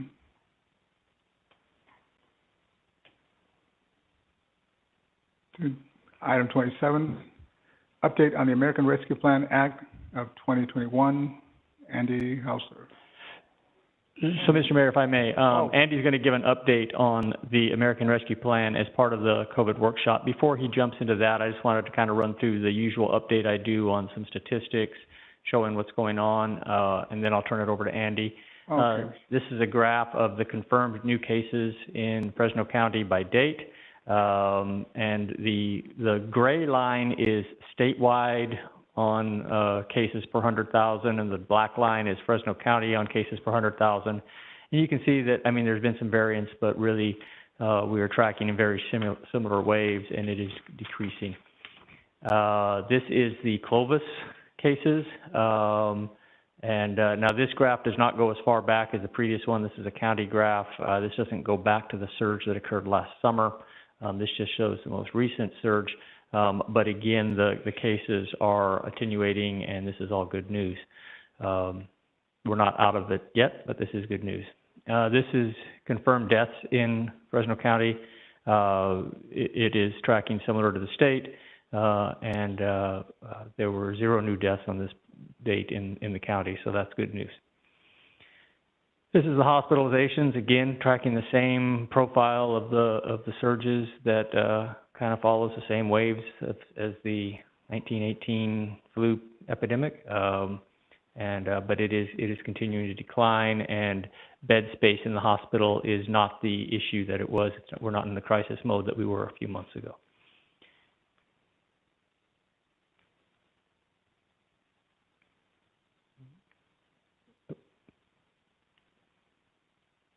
So, yeah. So current status of the county, we have 8.2 adjusted new cases per 100,000 population, a 3.8% positivity rate, and a 4.3% health equity quartile positive rate. That puts us in the red tier. In order to move to the orange tier, which is the next phase of opening, we have to remain in the red tier for 3 weeks. Tomorrow would be 1 week in it. We have to get down to less than 4 adjusted cases per 100,000 population, but that number is going to change as soon as we reach a milestone on vaccinations in the lowest quartile of the Health Performance Index, and we're probably going to hit that tomorrow. At that point, the criteria for the orange tier would jump to 6, so we'd have to have less than 6 adjusted new cases, and we have to maintain a less than 5% positivity rate. Vaccines are the focus right now. There's been 415,000 doses administered in Fresno County. 25.6% of the residents have at least 1 dose of vaccine. 12% of the residents are fully vaccinated. Currently, any individual age 50 or older is eligible for the vaccine. On April 15th, that will drop to anybody over 16 will be eligible for the vaccine. We have links on our webpage to help people find where they can get an appointment. And it's just a matter of getting scheduled and getting in and getting the vaccine. And then they will, if you go with the Johnson & Johnson, it's a 1 dose. If you go with either of the others, it's a 2 dose, but they will schedule your follow-up appointment when you get your first one. So that concludes just my quick rundown on the COVID status, and I'll turn it over to Andy for an update on the American Rescue Plan. I'll just comment while Andy teases up. I think the vaccines for 16 and older will actually start sooner than April 15th, so I just would watch out for that. I think Madera County is going to start tomorrow, for the record. Yeah, we're going on the latest information we've got from the state and the county. If they change, we change. So that's that's the latest of the latest. So I think you'll start to see that as soon as tomorrow, at least in Madera. All right. Well, good evening, Mayor, members of the City Council. So I'm going to be running through the American Rescue Plan, better known as HR 1319, and all 2,000 to 3,000 pages of it. So we're going to be here a while, 2,000 to 3,000 pages. Great. We got dinner, but we had like meals in there. Yeah. So just to paint a little bit of context here, there's been 3 major funding bills that Congress has passed at the federal level to address the impacts of COVID-19 on our communities. The first was passed pretty much when the pandemic first hit back in March of 2020 for $1.7 trillion. The second bill was passed in December of 2020 for $915 billion. And just recently in March of 2021, another bill of $1.9 trillion was passed. These amounts are incredibly large. During the 2008 financial crisis, there was one package largely passed, and it was smaller than the smallest one of these bills. So the scale of these bills is extremely large, and it has been deeply impactful on this country. So we're going to focus on the package that was recently passed, and this is a chart that shows how that money is broken up by various categories. And as you can see, we're going to be talking mostly tonight about what's in the government bucket as it relates to the city of Clovis. But as you all know, a lot of these buckets impact a lot of our residents and businesses, such as grants to restaurants. There's a large portion of funding there. There's funding for transit. There's stimulus checks going out to our residents. There's additional funding for housing assistance in here. There are a lot of different things that are in this bill, and we're just going to be focusing on one small part of it. So of that $360 billion that was allocated to governments, we were in the local government pot, and $155 billion was allocated to local governments such as us. Sorry about that.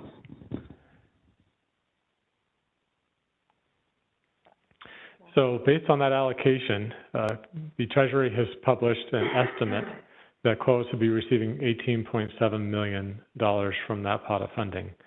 That was based on our community development block grant formula, which takes into account poverty, income levels, amongst other categories, to determine how it was allocated. So this is some of the fine print. What can you use this for, and what are the restrictions? So I am just going to go through those as it's pulled straight from the bill. So first is to respond to the public health emergency with respect to the COVID-19 or its negative economic impacts, including assistance to households, small businesses, and nonprofits, or aid to impacted industries such as tourism, travel, and hospitality. B, to respond to workers performing essential work during COVID-19 public health emergency by providing premium pay to eligible workers of state, territory, or tribal governments that are performing such essential work, or by providing grants to eligible employers that have eligible workers who perform essential work. C, for the provision of government services to the extent of the reduction in revenue of such state, territory, or tribal government due to COVID-19 public health emergency relative to revenues collected in the most recent full fiscal year of the state, territory, or tribal government prior to the emergency. And D, to make necessary investments in water, sewer, or broadband infrastructure.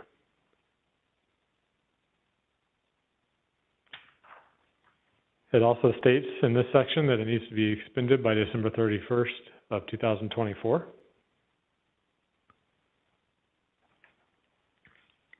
And there are things that that further restrict the funds, such as states can't provide for reduction in taxes, rebates, or provide credits of any kind. You cannot put the funding into a pension fund. But it does allow you to transfer it to a nonprofit organization or another governmental entity for a mutual project.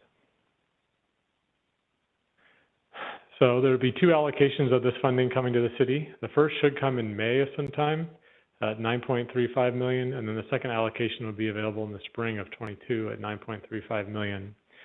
The Secretary of the Treasurer will provide regulations by the first allocation. So there's a lot of ambiguity as to what does it mean to offset a tax. What is a water project?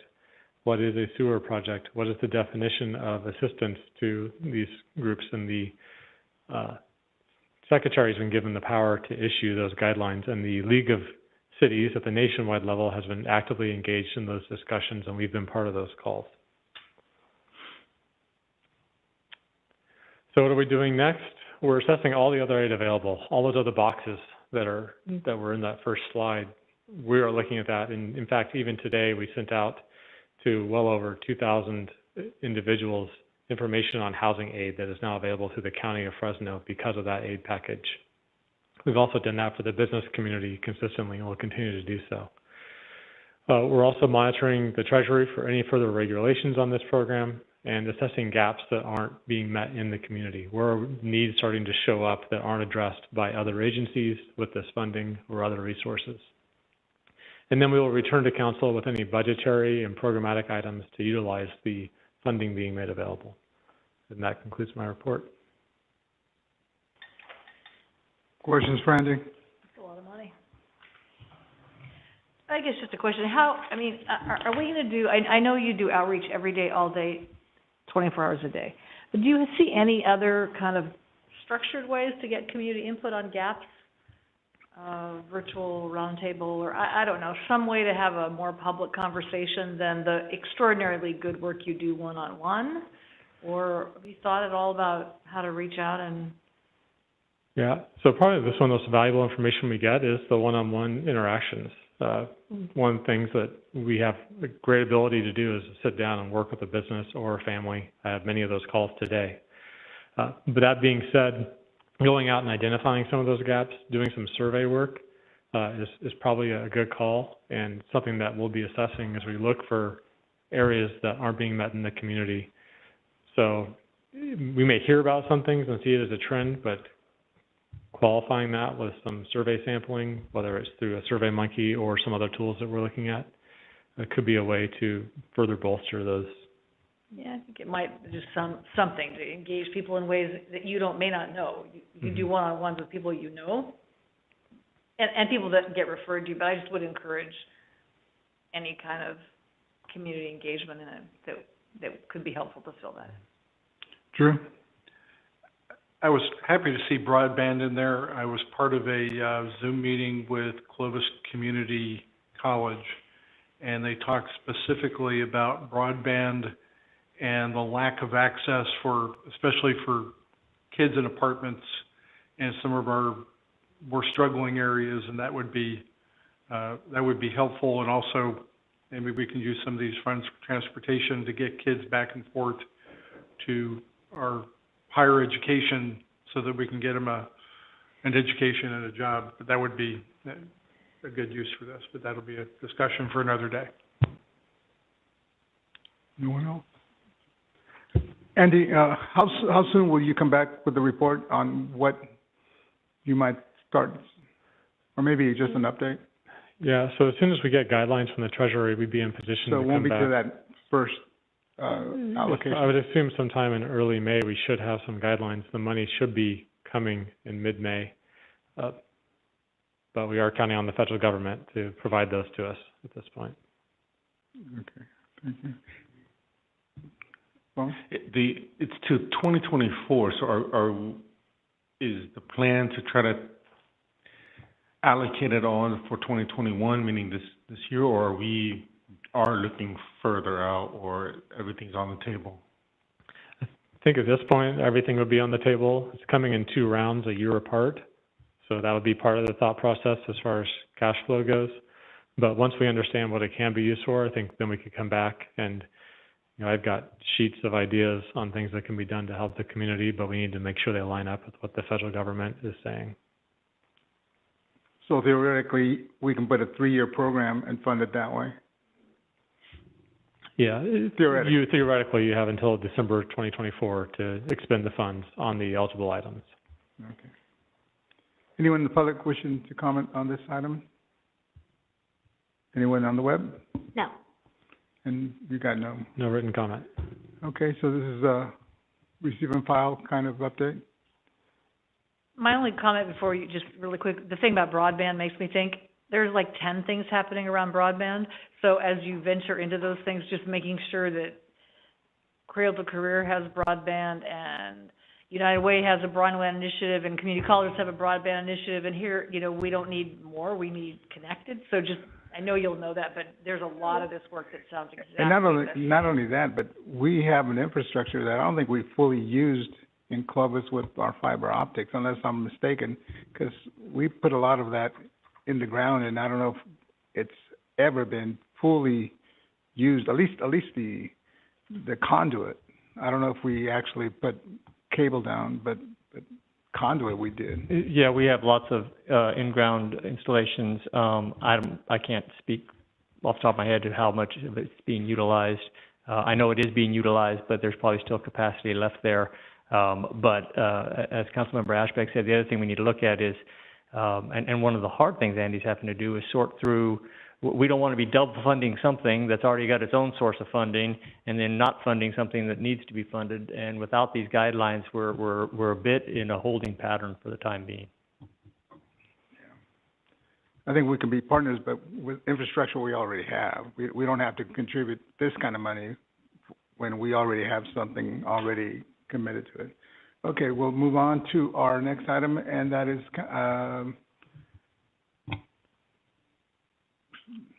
manager comments. Thank you, Mr. Mayor. I do want to inform council that late Friday, staff worked with, or actually on Friday, staff worked with the mayor to send a letter of support to Congressman Costa for funding for the Big Dry Creek repurposing project. Normally, this would be a letter that we'd bring to council for approval. Council has approved support for that project, and there was a short time turnaround on that. So we worked with the mayor and put together a letter and got it submitted back through the North Kings GSA and the FID, and we're partnering in this with, it's actually not the GSA as much as it's the stream group. So it's made up of the county, the city of Fresno, the city of Clovis, Fresno Irrigation District, and Fresno Metropolitan Flood Control District. And the idea is to try to use that dam for more than just short-term storm retention, but to use it as a storage facility in wet years and utilize that water better. So we sent that letter, and it'll be submitted as part of a package. They're seeking some funding in next fiscal year to start the studies for that project. So I just want to let council know we did that. It'd be a great resource if we could get it. Is that it? Council comments. Bob? Thanks, Andy. So this is a picture of the Clovis Botanical Garden brought to you by me, not Pat Wynn. And so I just think, this is the time of year when it is just really blooming, and I thought that you would want to see that, and for the treasure that it is, regardless of whether it's in full bloom or not. When I walked by there, there was a lot of people just in there kind of enjoying it, lots of kids enjoying it, and other volunteers just kind of hoeing the property a little bit. So I wanted to share that with you. The other thing is that I really wanted to remain silent on the chicken ordinance thing. But I'm just going to tell you that just in light of the fact, no, I didn't. But I do want to, these people are saying, I want a chicken ordinance, but it's not going to be coming from me.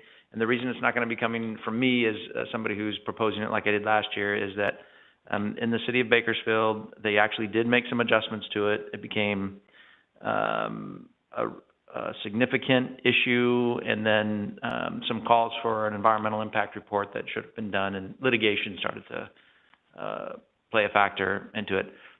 You may recall that the reason why this was brought up is because there was during the COVID time, some people who wanted fresh eggs. And this is a good way to get it. But it took on a life much larger than just helping people get fresh eggs. So I think that we had tabled it for a year, and I have no interest in bringing it back up on my own. So I didn't want you guys to be counting on me to raise the issue. That's it. Thank you. Lynn?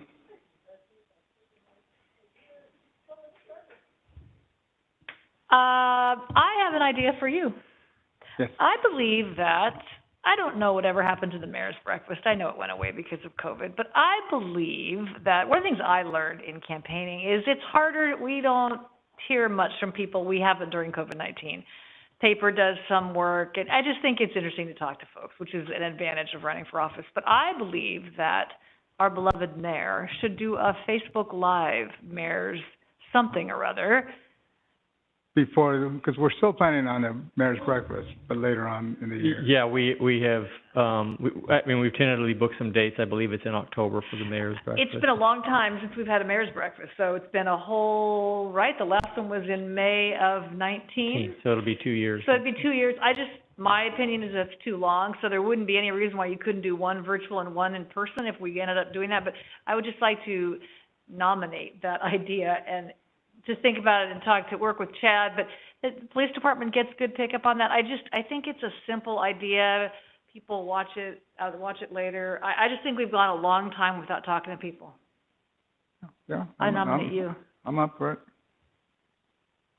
I don't know. I'm not that, I'm a voice for radio, not for TV, but that's how I'll do it. Okay, Facebook Live with some other image. Okay. Anyway, and who knows, in October, there could be some variant from God knows where, and we're back in the purple tier again. I don't know. Don't be. But I'm just saying, I think it's time to act. I would like to have you think about that. Don't be a Debbie Downer. We are going to get through this. I know, but anyway, that's my idea, and I think you'd be great. So I vote you do it. Okay. Chad, noted. Honest, on it. Anything else? Oh, that's it. Vaughn? You can do it outdoor. It'll be live. So. You'll do it in Hmong, and I'll do it in Spanish, and I'll do it in English. It doesn't have to be virtual. We can do outdoors. Yeah, fuels. The rodeo's going on. So, Luke, I wanted to just ask our role at all in the rodeo. Because we always partner, and is there going to be a parade? And do you know any of that? So yes, I know that there will not be a parade. and I believe they are not going to be having any concerts. They are working with County Health to get approval of their plan to hold a somewhat modified spectator level of rodeo, and assuming that they get approval from the County Health, then we are all in supporting what we would usually do, providing police and fire and traffic control as needed. So I know they had a meeting with County Health last week, and I think they're still waiting to get the letter back. But they've got a pretty good plan put together for some limitations and social distancing. And one of the big things is a requirement that anybody coming to the rodeo either has been vaccinated or has a negative COVID test within the previous 3 days. So they're very serious about it, and we certainly wish them all the luck in getting this through the health department and getting approval to pull the rodeo off, because it's something that we all look forward to. I was just going to comment, I did give, the Rodeo Association reached out to Valley Children's about doing testing, like on-site testing. That probably hasn't quite, I'm not sure about that, but anyway, I said the city would work with United Health Center. So there may be, I don't know if they've reached out to you already. Yes. But there may be an opportunity Yeah, for the city to support the testing so people could get a little card or indication or something that they were tested. Yeah, we've connected them, and they're actually hosting a vaccine clinic there, I believe, in the next few days. Excellent. Drew?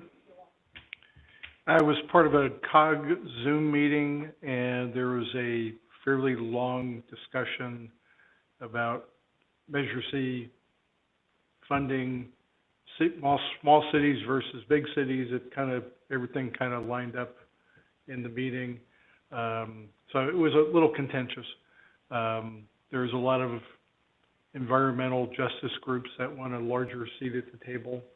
And I'm very happy to have Jose take this. That we still have the public member that we in the city of Fresno nominate that's out there. One of them fell through because of conflict of interest, and there's still some in play, and I've let Jose know who's still in play. That's all I have. For the Measure C? For the FCRTA. And it's been a pleasure. It's the first meeting as mayor again, and I have nothing, so we'll not have our next meeting, and I'll see you guys. Remember, we have the photo meeting, that's on the 19th. So look our best on the 19th.